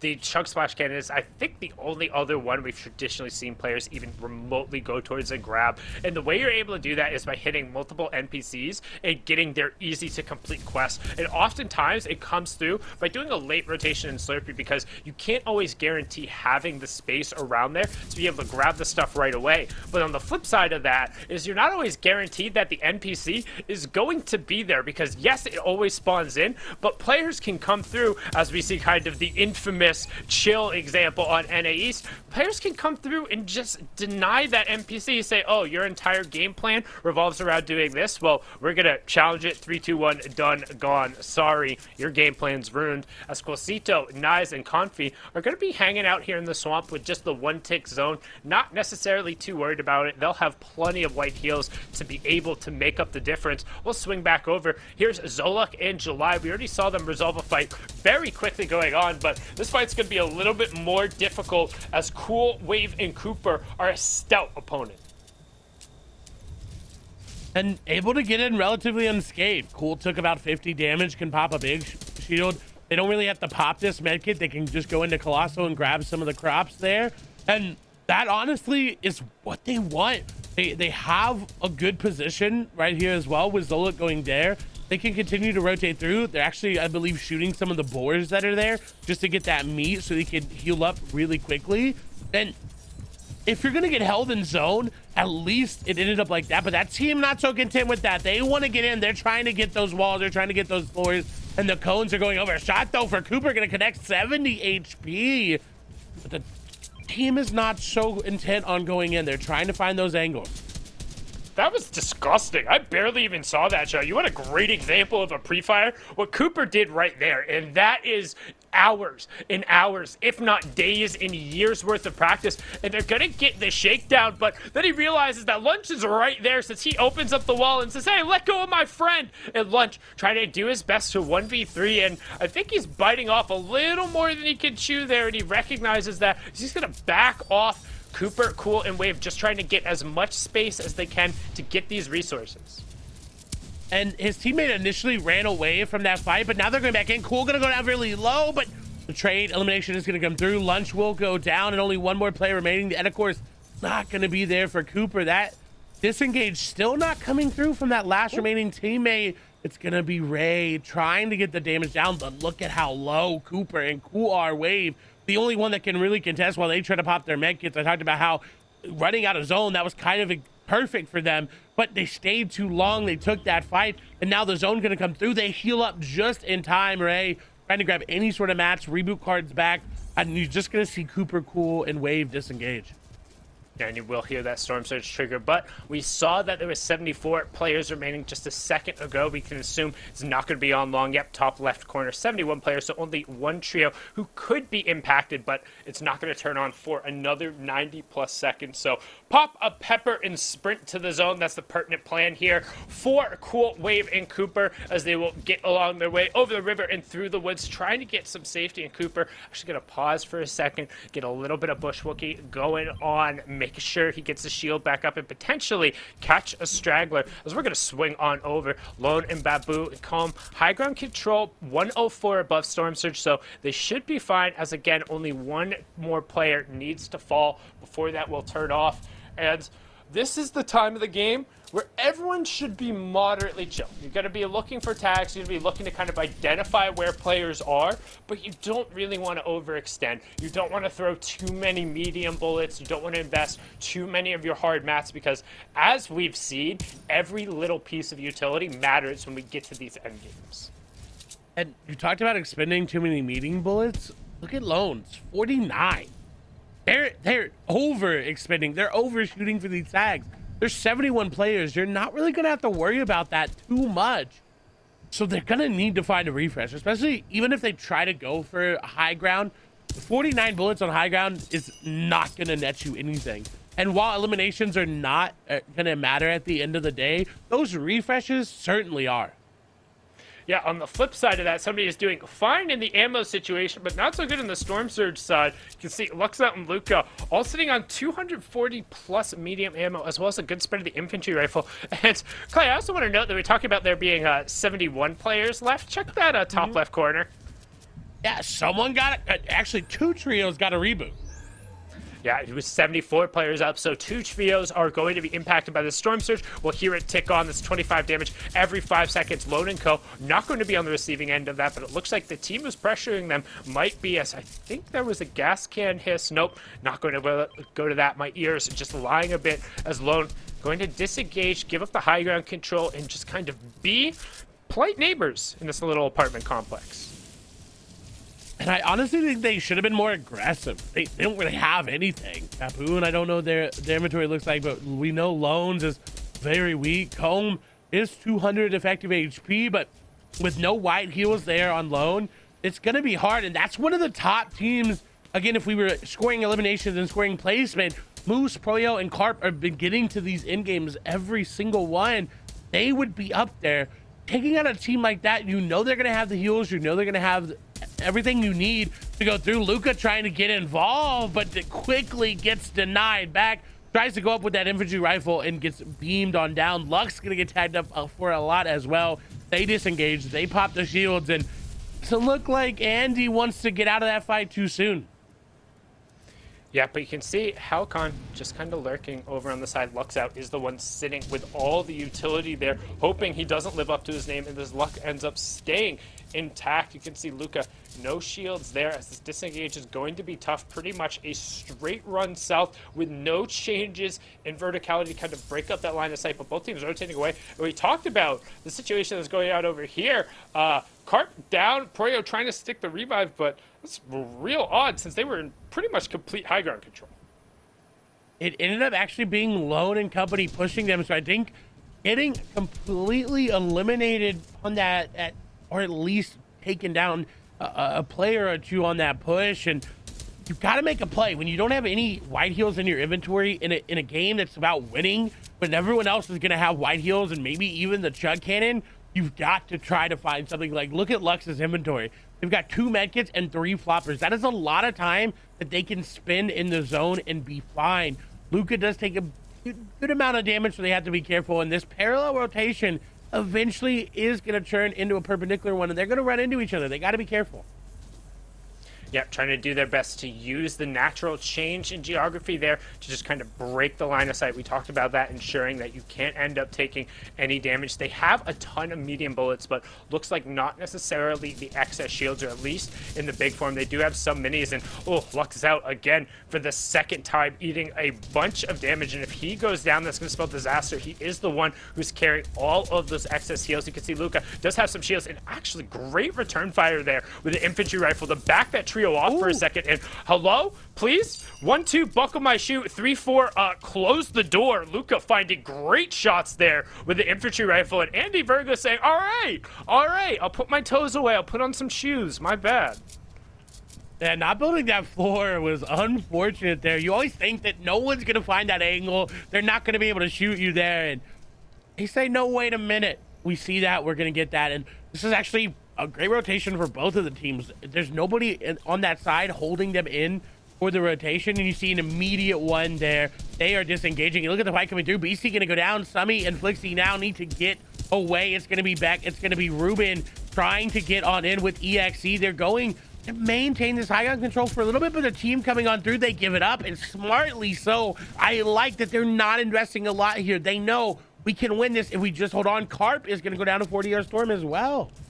Yeah, I want them to clap this team underneath them. I thought they were just going to go absurdly aggressive. I figured they'd kind of drop down on the Beastie, get the elim, and then reinvest the mats from that trio to take the high ground. Instead, recognizing that, guys, if we go now, we're going to be the subject of every single person. It seems to happen every lobby in the West. I don't know what it is about this bridge, but it might as well be an old school World War II movie where all you have to do is hold the bridge just for 1 more minute, just for 1 more day, because all of the action happens here. And right now, Ruben, Beck, and Exy are in a great situation in terms of their utility, sitting in hard mats and not overly threatened, just advance into the end game. And Buzzo gets destroyed right there on the ground. They're having a really hard time staying up as a trio. They're making it into the end games, but it's awesome in fragmented pieces of their team. Now we're going to swing over Zarez, Triggy, and Goon, trying to find a little bit of space. They're right on the edge of the zone. They were able to pick up a number of eliminations, so you can expect a nice tarp and expansion of space here. And the real question is, where does that half in, half out? We'll have the answer in 20 seconds as the fourth zone is closing, but there's so much action here. They've got to get out. They're being greedy for these extra mats, but that team, Rec and James here, do not want to give up. Jackal finally coming on over, but look at the damage that James here just ended up taking. They've got to disengage to heal back on up, and this is great for Goons, Arez, and Triggy. They've got 7 eliminations. Look at how high above they are, Storm Surge. They're just going to be able to sit here. They pull zone as well. They don't have to worry about Storm Surge for the entire rest of the game. But again, reminder, elims mean nothing other than that. They mean absolutely nothing. You could eliminate every single person but the last, and it would mean squat, because with 2 matches left, this one and one more after, we're looking to seed our final 2 teams into the NA West Finals next week, and they'll be going up the likes of Extra Rich Homie Quinn, battling off against Energy, Epic Whale, and the vaunted 100 Thieves duo of Rex and Arkham, who have ran everything in the region. Everybody wants a taste, a chance, an opportunity, and we'll see one more team potentially book a ticket here as 40R Storm, Cause, and Adam up on the high ground. Shots going down towards the bottom. It looks like that's Rec, Jackal, and Javier, who are the one trio being threatened by the Storm Surge. And Adam and Co right now just looking around, seeing if there's anything, trying to scout out, because that's a valuable part of this information. You want to know where people are. As you can see, Spidey taking down Javier. They were the ones being threatened. There was no knock coming through. He's going to be straight eliminated. Rec also down. Smuck being confirmed over. We will have Storm Surge turn off here. Zone 5 closed in 25 seconds. Evol still up on his feet, getting a knock on Misty's, and Adam is just surveying. We have Raptors Revenge also still up on their feet as Tomu and Mangos able to find a couple knocks. Kaw is going to get the confirmation onto Mangos, and we're into our top 18 trios, and Storm and Co are just relaxing right now. And look at how many mats they had. They had 132 on Cause, 138 on 40R. Adam, I'm sure, going to have a good amount as well. That is so clutch, but 40R going to fall down. A lot of damage going to be taken. They are still up. I'm not sure what happened. Got a little bit too excited. The hype is there, and it seems like they may have pulled it. They did. Medkit going to be used, but that could be what loses them the game. Observers, real quick, when you get a chance, could you just cycle through this trio's inventory so we get an idea of checking out what the mats and kind of what their white heels look like? Because him wasting a medkit there could be huge. I don't think I've seen any fish on anybody from here. You see Ruben picking up a knock there onto Parasec, but despite the fact they're investing a ton of mats trying to maintain this high ground, and Adam potentially being separated again, the knock coming through is going to get boxed. No! Put it in the box and delivered like lunch. The high ground control, that looked so good, now looks so incredibly tenuous. OJ getting an elim as well, but there's no more white heels. It was just that med kit. So Storm being knocked out the entire game, and he gets knocked out again. All your utility, all your high ground control goes for naught. Match 3, throw it all up in the air. Anybody can take it, and up in the air we go. RJ Luca to the skies with the PG. Hard mats being invested. Players trying to chop him out. Lux out, still holding on to his 3 flops to pop at the top, but he needs a little bit more space. Hard mats invested. 6 zone closing. Still plenty of time to go here, but you can see the trios who are trying to get it, and the chop comes again. Triggy's down. The fall damage. Second to only Old Man Mountain. Myth says hello as Luca and Lux out also get chopped. It's reset again, and we PG to the sky. Kompalomp versus Cool, and Kompalomp says my skills are better. Boxes him out, but his teammates get just destroyed. Too low. Chucky picked off. Zorion says sorry, so long, farewell. He's gonna go up, and the chop comes again. This is madness.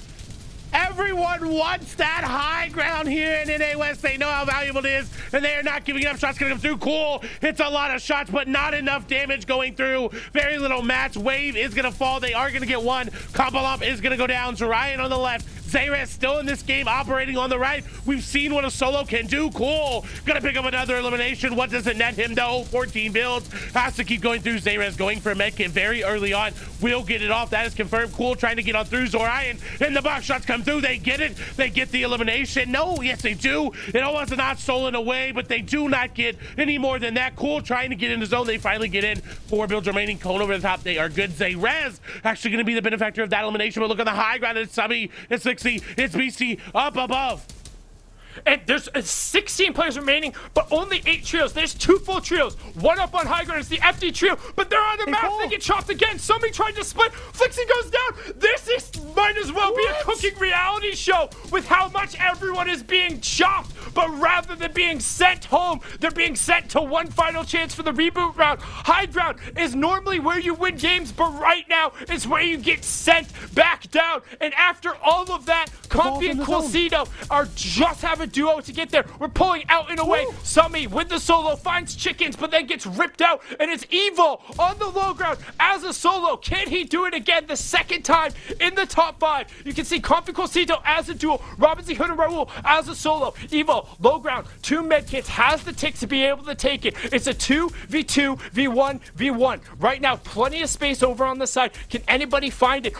No, there's still a trio on the low ground. I lied. Ignore me completely. Spidey's whole trio is hip to hip on the low ground. Comfy and Quilcito have the high ground, and they have a little bit of meat to be able to eat as well to try and keep the white HP up. But eyes are on Evo as the solo to be able to find Raul, and he gets the knock and he converts there. This is madness right now. You can see Evo trying to do it all, trying to find some space, but we're going to pull back over the side. Robin comes out. He's going to find some space. GG Easy. This is the trio on the low ground, and Evo gets ended. It's a 3v2, but it's Comfy and Quilcito up on the high ground. GG Easy, Spidey, and Venar trying to find it, trying to push their way hip to hip, up the hill, finding whatever space they can. Comfy with the little bit of room with the high ground controllers trying to push up and go through the 1v3. Can Comfy repeat what happened over on East? GG Easy goes down, and that's going to be his knock. Comfy looking for a little bit of space. Venor trying to pop the mech in the zone, but Spidey says no heal off here. The epic pump,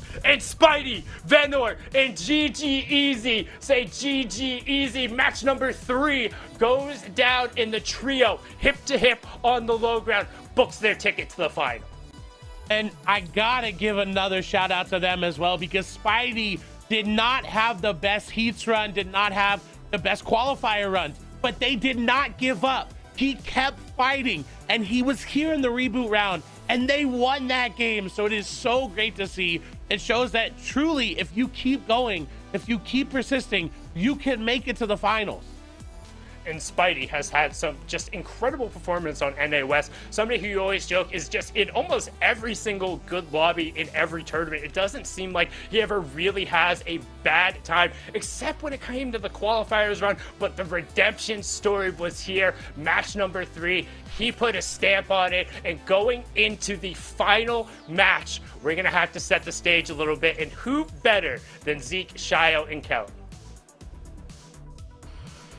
Man, NA West really out here just playing Lumberjack Simulator. No, we're playing Fortnite, friends. You ain't got to be chopping everyone's builds around you. But I like this, Shio and Kelly. I like that they're like, this is actually something you guys talked about right before we went into this game, was you have to step up, and you can't just let players do whatever they want. You got to do something if you're looking to walk away with that victory royale. And for everyone, they're like, guess we're chopping builds. Guess we're doing that. They have to. And then also, second of all, let's get some oxygen canisters, on the set for Sundown and Clay. That was insane all the way at the end. Too many things happening at once. The chop downs too. We didn't know what was going on height. We couldn't tell. Low ground, Kelly, is where everything went down. And we're definitely going to have to take a quick look at this replay again, because so much was happening in that action. Like Sundown said, it was a 2v3, v1, v1 going on. You can see Flixie and Summy up on top there. And this is actually pretty early on towards the end game. Venor already on the bottom, kind of leading his team through that zone rotation right there, Shio.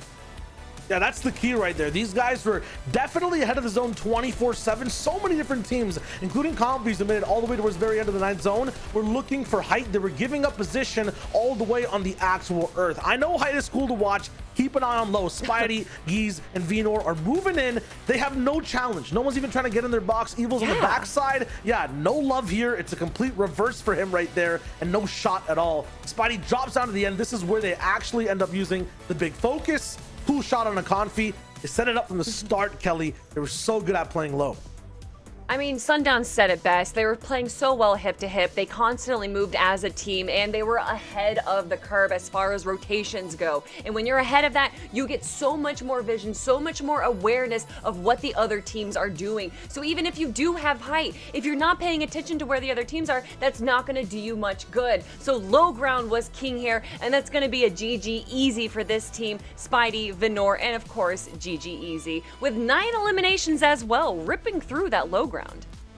Yeah, they were just playing so safe and then secured it at the very end as well. It was good to see. Let's shine a spotlight on some big stuff that was going on in that game as well when it came to NAWS for this team. We saw the 9 elims, we talked about it. Final trips in total for all these guys is 7. You know, Sundown and Clay were right in terms of how they're looking, you know, with experience. It's really good. Quals look good, Heats look good, but Kelly, this was their best performance I've seen so far. Oh, without a doubt. This is a finals team if I've ever seen one. And talk about the finals trips, that is for each individual player, not as a team. Obviously, there hasn't been 7 trios in the last year, but this is an incredible performance. I love to see all these top players coming together and competing, and I can't wait to see what they're going to do in the finals. That's the question, right? Like, okay, they pulled off the victory route here, and like the situation's a little bit different, right? Because you got to think for all these trios, they're thinking like, okay, we know how to play the game a certain way, but for reboot round, we kind of have to like fall back on a different skill set if we want to get that victory route, right? It's not about like, oh, well, if we hit 2nd place, we have 5 elims, perfect. We walked with a bunch of points, no problem. No, it's victory route or bust. So it's so important to make sure you can close out games, but also like if they can translate these skills and kind of go back the other way, Shy, we could see a really powerful trio going into finals. Yeah, you got to basically throw it all the way back to like chapter 1 scrimming, where only the win mattered, right? You got to go way old school. But you're right, you reverse it, and you kind of have that new age as well. So it's a little mix of both. It's really cool to see, though, you know, people are attacking the game today, Kelly. Yeah, we've already seen 2 high ground wins, and finally we got a low ground win, so that just means we need a heal off, all right? I'm going to say it right now. Yeah. I want to see ploppers, I want to see kits, and it's got to happen. Oh, wow. Okay, so Kelly's invoking the heal off. You know, for me, I would like to see Evil and his trio walk away with the win, because I feel like Evil, I don't know how he keeps doing it, but in those top 5 situations, he's always there. He's by himself. Listen, just help the boys survive, bring them into endgame, be back in top 5, and get the VR. No problem. That's it. Then we'll see you in finals, right? I mean, that's what I'm hoping to see, Shio. I mean, you're on Team Sundown there 100%. I always get all my tippy toes at the edge of my seat too when I see Buzzo, but we'll see what they can do. Oh, Kelly, I thought you were was I supposed to? You made a point. Well, one more time, and it wouldn't be NAWS without a little bit shenanigans, and we hope that we don't see a toss like that in the final game, because with it all on the line, 32 trios we'll be seeing next week in the finals, Chapter 2, Season 6, where they will compete for the Axe of Champions and all of the prize money, the notoriety that comes with it. One trio will be joining them, and that will be the victor from this match, the team that places first, the last one up on their feet. My name's Sundown, joined by the fantastic, as always, Clay Stelling. And I also got to give a shout out to you, Clay. Thank you so much for this amazing FNCS season so far. It's been an honor to get to call all of the action alongside of you, and what a way to bring it home heading into the finals with one more extra reboot round match. It has been amazing the entire way through. It feels like it was just yesterday when the qualifiers started, but we're here. We're in the final reboot round match, and again, we got a little bit extra for NAWS. We've got that 4th round, and OJ Evolve looking to get that victory royale. Lazy Lake going to be the fight here with Angel Hockey, Gabriel, Weston trying to make something happen. Gabriel's dad even playing. Eliminations will come through. Hawkle, my apologies, trying to go through it. This is one of the bad parts about fighting at the main building in Lazy. If someone blows up one of those gas cans, the entire building gets set ablaze. And it's rough to fight that, especially in the early game. The 15 damage per tick ends up coming through. A nice little double reset from Angel there to actually be able to get the disengage and get down to Hawkle. He might be able to box him up and stick a revive here. It turned what could have been a bad situation into a not so awful one, as Weston's actually going to be able to get hip to hip with him as well, pick up the elim, and it seems like they salvage this. Coming out of that, I didn't think they were going to be able to. I thought Gabriel's dad was going to be able to get a little bit more involved, but I think just wasn't healthy enough. Not confident in their HP, as Weston knows that they're up above, has the HP, and they're going for it once again. We are at Sweaty Sands. 40-yard Storm, Adam, and Kaz are contested by Raul, Robin, and I don't see Chicken now. We do bottom left-hand corner there, right underneath. And in all honesty, if I'm them, I hop onto that solo so quickly, try to get that elimination, and then build around. You can turn onto those walls and get them, as that elimination more likely to come through. Javier and Jackal, though, are getting contested. Lucas, Gurr, and Flaws are right there on top of them, and the disengage is going to come through for both of them, because look at how low Lucas and company are. They have no shields on them at all. They have no shields, and Javier and Jackal have no tires. It looks like they grabbed the reboot card, and they're just trying to get out of dodge, just flying off the edge. They say, no tires, no problems. On the rims, here we go. And here we go over to a fight we have seen every single game. Nobody backing down. Cause 40-yard servant Adam Bay. And I think for the first time, we're seeing them really get the definitive edge in this fight early on. But as I say that, they have to be careful. Storm caught in a box. Nice little stair flip, but not able to then find the shot. Needs to be careful. Pinned here. That wall is faced. He is coned in. Finds the 110 with the makeshift. The follow-up is going to be there from Adam, and that's the full conversion. And for the first time, Cause, Adam Bay, and 40-yard Storm are walking out of Sweaty Sands early. That is, I mean, if you're going to do it in any game, I guess the last game will suffice, because you've got no other options but to do it now. Their heals are going to improve upon as well. We'll finally be able to see them walk out with the maximum amount of heals out of Sweaty Sands. They can fish. They can grab extra loot. They can go upgrade over at the Reaper's house. You see 40 are going to actually engage and duel that NPC. We move over, though, however, to the opposite side of the map, the eastmost side. Dirty Docks, one of the strongest POIs in the game. It has so much loot. You said it perfectly. The ability to get every single type of resource out of here is probably the highest out of any POI. And it's every single type of resource quickly. All of these sources for these mats, whether it's the pallets that you're able to find, the chain link fences, or the brick and the stone as you rotate out, all very highly efficient per swing when it comes through. And farming those basically means that you're able to spend more time rotating, looking for tags, and it means you're not as invested as having to get bogged down in the early game. You're also able to rotate kind of past this little house here and potentially get a pick and get an outlier on somebody who's doing that can be split, as we see those pale yellow triangles start to move in, and a potential fight here between Caesar, Crimson, and Bretta, as boom, there you go, tags are going to start coming out and the AR shots will be traded. And look at that disengage from whoever was near that NPC. They said, no, thank you, we are good to go. We are getting back to our teammate, and now they're going to be able to control that. And with Brett only having that makeshift, this is where they need it. But look, all of the parts have been yoinked away. Amp said no. Zolik said no. You're not going to be able to come in and grab any of this. That is resource denial at its finest. And I love the observers for this one. I wanted to see Slurpee Swamps, if it was going to have an impact on the last game like it has before. Look at Josh, look at Rice, look at Tamu. We're calling them the Raptor Redemption Team, because they have got a lot to come back from. They were so close and unfortunately falling in that last game super early on. But look, their loadouts are conducive. They can do this. I want to know exactly how much gold they have, because if they can then go get that chug cannon, ooh, they're set up so well.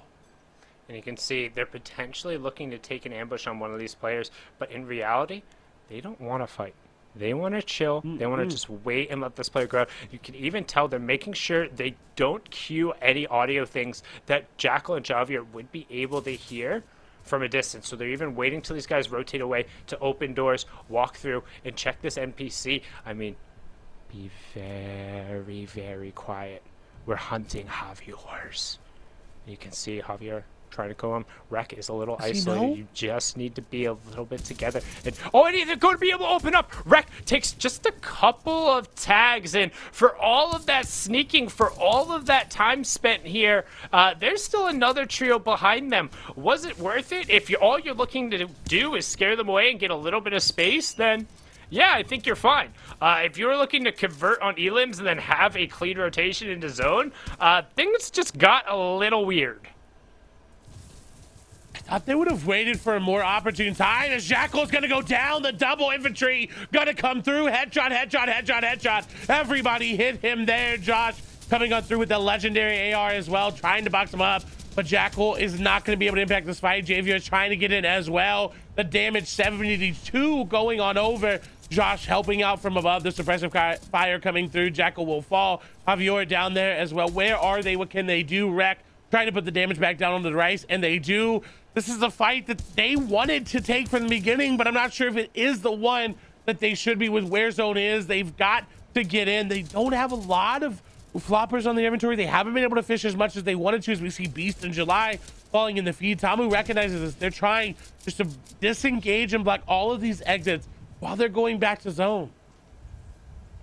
Nah, take this fight, man. Like, we've seen, they're able to put the pressure. They need the resource from it, and they need it now. They're actually getting ahead and making sure they build out so they own all of this. They're going to be able to about face. But you see Rek is actually just dipping straight back over. It looks like they were going to be able to grab the reboot card and live up to the name, trying to stick the reboot. And, hey, if you're going to do it anywhere, Slurpee's the play, the most efficient spot on the map in terms of being able to discount that storm damage. So we're going to swing on over. Cool, Wave, and Cooper up on the high ground, getting some pressure. Observers doing what they do best to keep those storylines going. Rek delivering the juice there over onto the side, making sure his teammates going to be able to pick that up and continue saying, hey, if we're going to have one more shot, I want it with you. Get back on your feet, brother.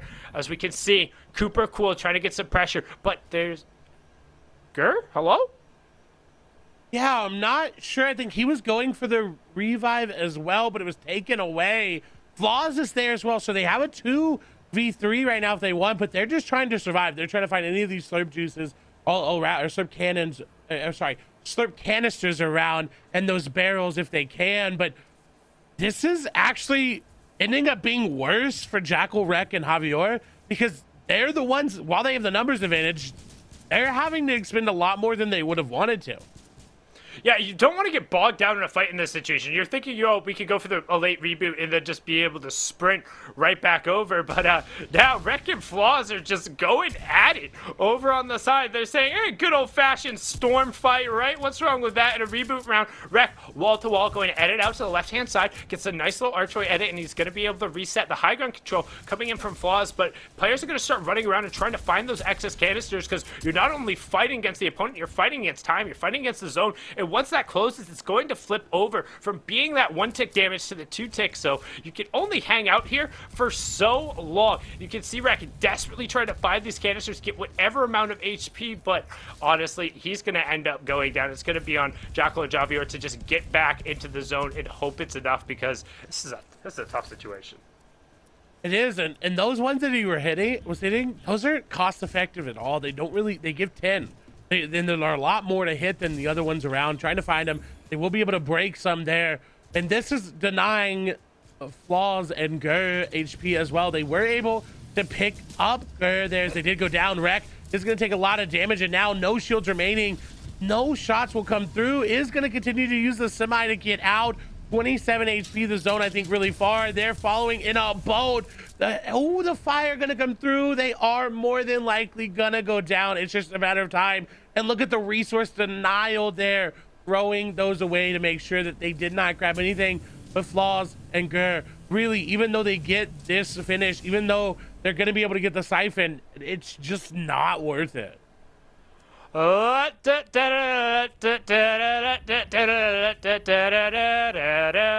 all I saw going on in the zone over there. I mean, there's just not a whole bunch. You saw what the initial game plan is, but everybody has a plan until you get punched in the mouth. Tried to get the late zone, the late reboot back in the zone, thinking, hey, I'll be a good buddy. We're over in Slurpy Swamp. Well, Cuz Everdeen had the exact same plan, and them and Flaws, both of them are just going to be taken down. We had a little bit of a land boat rotation going on, so NAW bringing out all the games, all the gimmicks, but right now, Buzzo, OJ, Evolve, trying to at least make me a nice little 1 for 4 on my prediction here as they're sneaking over the side. They have the peppers to pop if they're able to need them. With that being said, just trying to potentially isolate this player on the backside. You can see 1, 2, 3 armor tags coming out. OJ not going to get a piece of this, but they're going to know that trio's right on the other side. So interesting fight to pick when you know you still have to continue going into the zone. The other team's going to end up coming back, and they're box to box right away. OJ dipping in, dipping out. Some nice dumping.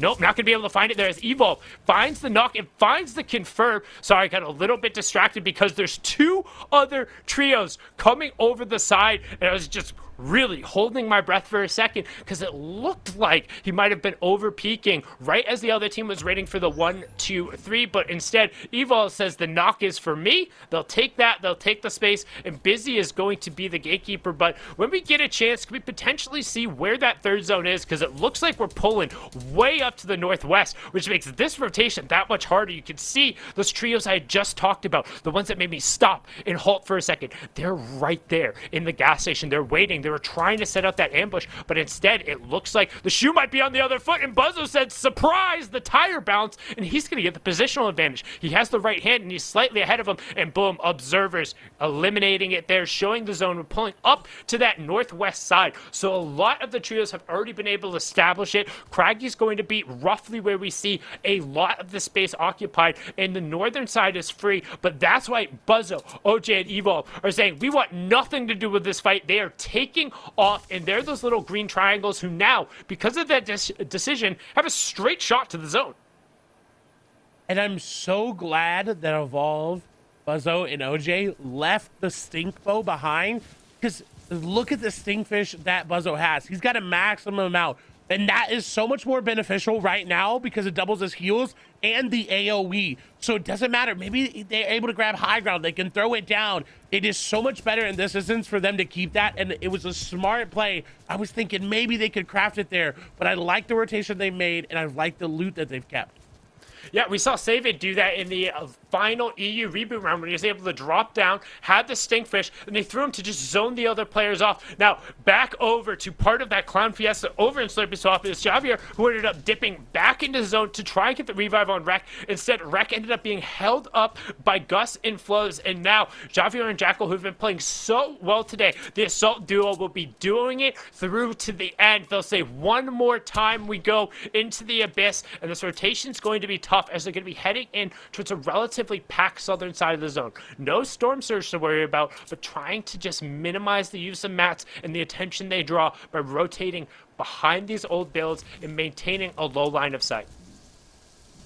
They have the harpoon out as well because it'll break through these builds super quickly, especially because they're all wood. But look at Busy, look at Smuck right there trying to hold them on out. Buzzo, Kavol, and OJ, if they're able to grab these D-looms, it would be great for them. They're not going to be able to grab all of the loot that comes with it, but now the Jackal's rotating on through, they've got the harpoon. This is great for them. This trio coming right into their LOS, they're going to be able to break it for a little bit using the old builds like you talked about, but there's nowhere to run. There's nowhere to hide. Buzzo, OJ, and Evolve looking to get these elims. Shots will come through. That's going to be one. The demolishing shots from Buzzo going to come through. Jackal trying to make something happen. They're in the box fight, but they go down. That's going to be it. Evolve will get that. OJ getting sprayed on up, but they've got enough mats. They've got enough HP. They're good. They need to disengage around the left-hand side. I know there's a pack of trios there, but the blue triangles that are directly above them, you can see the bottom right-hand corner, are just spraying and throwing medium bullets there, knowing that they hit a couple of tags, were able to break OJ's shield, and they know if they're able to pressure this team off, they won't have another team in the back. The only problem there is they were able to pick up Javier and Jackal with very minimal amount of effort, so they have all of their excess builds. They can actually create a little bit of a tunnel here, and as long as they wait for kind of that one trio's in front of them, or head a little bit to their left, they should be fine, and they're going to be able to find an Evolve saying, on my back, here we go. The player who has solo gotten into the top 5 twice, trying to bring his team with him. If they can stay up and bring all 3 to the end game, I think they have a legitimate chance. It's why I predicted them in the first place, but they've struggled to do that, and they're making slightly more aggressive plays than I would like to see, and they're trying to stalk this trio. Right behind him, they open up, but just as Busy decides to cover his 6 there. So good awareness from Busy, but Summy is then going to be the recipient of fire from both of them. Smuck just trying to get in the zone, and a good job from Buzzo and Evolve to just kind of trail this team in. Observers are going to pan out to the left to show us the other team is going to pack over. You can see Raptors Revenge back up on their feet. Hello? Well, we don't know how they did that, but good on them. Zembies, Mitsu, Feared, Ruben, Beck, EXE, teams we've seen have decent days, decent opportunities where if points had been on the board, they'd be towards the top, but the points are made up. They don't matter. The only thing that matters is the victory royale and who gets to play the game at the end, with that being the FNCS finals next weekend. You can see Buzzo and Evolve investing a solid amount of hard mats, for the high ground. We're going to swing on over to one of the 3 trios who will be underneath Storm Surge. Jaspike, Otso, and Kenzo. Relatively quiet so far and not able to find the tag, so you can see Ruben picking up a knock onto Goon. B-Dog also going down. Kenzo trying to fire out the mechanical bow and not quite able to find it as they're still below the surge. And it's going to start hitting them in just a moment of time. I have no idea how Flaws and company were able to make it out. Kerr is going to go down, though. Unfortunate there. They had such a run all the way from Slurpee. And look, high ground is going to go over from Otso, Jazz, and Kenzo. They are going to hold it. But we know in West, it means nothing if you get half in, half out high ground. As we saw last game, I think 4 or 5 different high ground changes. And look at OJ, look at Evo, look at Buzzo. We've seen them here before, Sundown. But this is not... I want to say, I don't want them to go for high ground right now. They've invested a solid amount of mats here. They have a decent spread out, and it looks like they have control. What I would realistically like to see them do, especially with the amount of medium ammo Evo has, start spraying, start harassing, make that other high ground uncomfortable. They shouldn't just be sitting there. Yeah, getting shots towards the other guys is fine, but ultimately, that tower opposite you there, you could start chopping that out now. You could start throwing shots towards the lower portion of that. With the amount of ammo Evolve has, he could get a bead and start pressuring him, but they don't want to draw that attention. As you can see, Kento, also, and Joss Blake are happy to just sit here. Low ground, you can see Rice, Tomo, and Jush trying to find a little bit of space. Moose is going to be taken down, but Proyo should be able to get the revive. You can see Irreversible and Dragon just trying to survive through that Storm Surge. It looks like it will finally turn off, but they will be the recipients and the ones who will have to go down. 40-yard Storm being the one to pick it up. Cause also on the receiving end of that elimination. And with just 17 trios left, 49 players up, we're into the late game, Clay. The last chance before the FNCS finals next weekend. One more trio will be joining it. It's the winner of this match, and who will step up? Who will look at the clutch moment and say, that's mine, that's my money? Will they be able to go through? The zone pulls, and there was a gasp. What'd you see? They didn't really get it. It's gonna kind of go over to Buzzo. They're gonna have priority on this rotation, and you see, I believe they're already making it to try to connect and then rebuild their way on up. This is exactly what they wanted. They needed to get ahead of zone, especially with this tarp that's gonna come out. You see them right there going for it. Evo is trying to PG for it right now. Got to be careful with the other team. 3 teams using high ground right now. Evo is going to box them up. Will the cones get there? It seems like Buzzo is up above. High ground is going to go over to them, but we know players will still fight for it.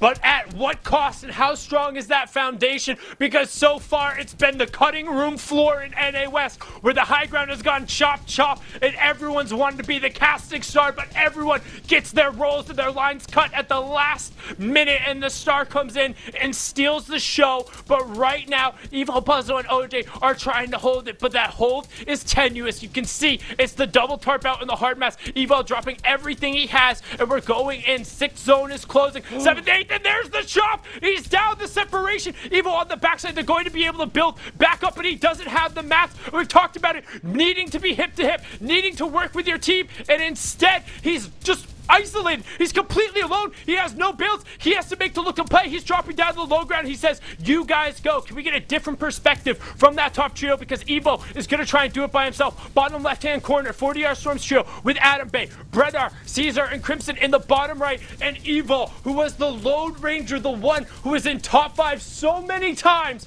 by himself, is going to fall. He gets separated, but could he be the stepping stone to push him forward? The sole high ground control right now rests 40R Storm, Chronic Cause, Adam Bay 8, as the zone is going to pull and continue to pull away. Buzzo still up on his feet on the logo, remove, going down. OJ getting the knock on the racer. XE still up. So many trios we talked about, but Cooper's going to end Delirium Rubin's run. Cosito going to find Flixie. Buzzo up in the top. It's him and OJ trying to make the run, but Buzzo gets dropped. OJ trying to do it, and he goes down. The run ends. The control was there, but like I said, their part got cut early. 13th is no first. We'll swing over to what was the prodigy, now the veteran, 40R Storm. Chronic Cause and Adabe on the high ground, and it's continuing to pull away. And as he harpoons the mats, that could be the control they need to ride out this endgame. Observers, give us the wide and tell us who's still in it. Zayraz is still there, X is still there, Beast is still there, Moose still there, Pelican, Kaboo and Mango still up all together. They have the opportunity, but I could not think of a West Finals without 40R Storm. And he is so good. You talked about his run all the way from Ninja Vegas long time ago till now. Can they do it? Will this be their game? They don't have a lot to work with. They don't have a lot of mats, but the team on low ground, they picked up 2 victory rounds in heats. Can they find one now? This would be where they need to go, running out of mats, running out of time, running out of option. The zone pulls back. They get gifted. A gift from the heavens. There's a player over there, though. Moose and Brad have to be careful. They're going in, trying to get involved. Otto is there. This looks like 40R Storm may be able to do it. Shots come through. Elimination gonna come as well. They've got their surface to secure the heal off, but it looks like it may be their game. Moose trying to play spoiler. We've seen a 1v3 happen, but look at the HP. They don't have a lot to work with. No heals, no white HP to go through. The heal off will not come through. Moose is trying to operate, trying to find anything. Finds one. Can he find 2? Going into the box, it's not Great his. reset. Needs the siphon. Has no match remaining, and that's going to be him going down. 40R is going to claim the elimination with this team. And it looks like 40R will more than likely claim their ticket into the finals. The last game going over. It's a 3v2. They have 12 elims. It does not matter. They are getting stinked, though. They have to be careful. They're dropping on down. They have the match to do it, a 3v2. The stink bow continuing to come out. The stinkfish, the slurpfish is used. They have the HP advantage. They just got to drop down. They know it. They can feel it. The shots come through. And so does the victory. 14 eliminations in what was the youngster whose career started all the way back at Ninja Vegas, where the only thing that mattered was stealing a victory royale for a little bit of the spotlight. The player who turned around and then qualified in the final week for the World Cup duos to double qualify. When his back is against the wall, when his streak is on the line, he put up instead of shutting up. 4DR Storm, we'll see you and your trio in the final. You stole the 4th and final spot, and what a way to end the reboot round. I just have to say thank you so much to all the players, the production, the desk, and most importantly, you, Clay. It has been an honor, and I cannot wait until next weekend. I cannot wait as well. It is gonna be just so hyped. I literally have goosebumps. I'm shaking now, and I know in finals I'm going to be doing that as well. So we got to send it over to Zeke, Shio, and Kelly to see exactly what they're thinking. Guys, thank you so much. As always, fantastic breakdown there in those final moments. Man, it always happens like this. The teams that you're talking about, we're going in thinking, oh, I want that team to qualify, but I also want this team to qualify. They go head to head. Clay called it out. A finals without 40R is just, doesn't even feel like a finals. And guess what? They said, hey, last game, last opportunity, that's our time to shine. You'll love to see it, Shy.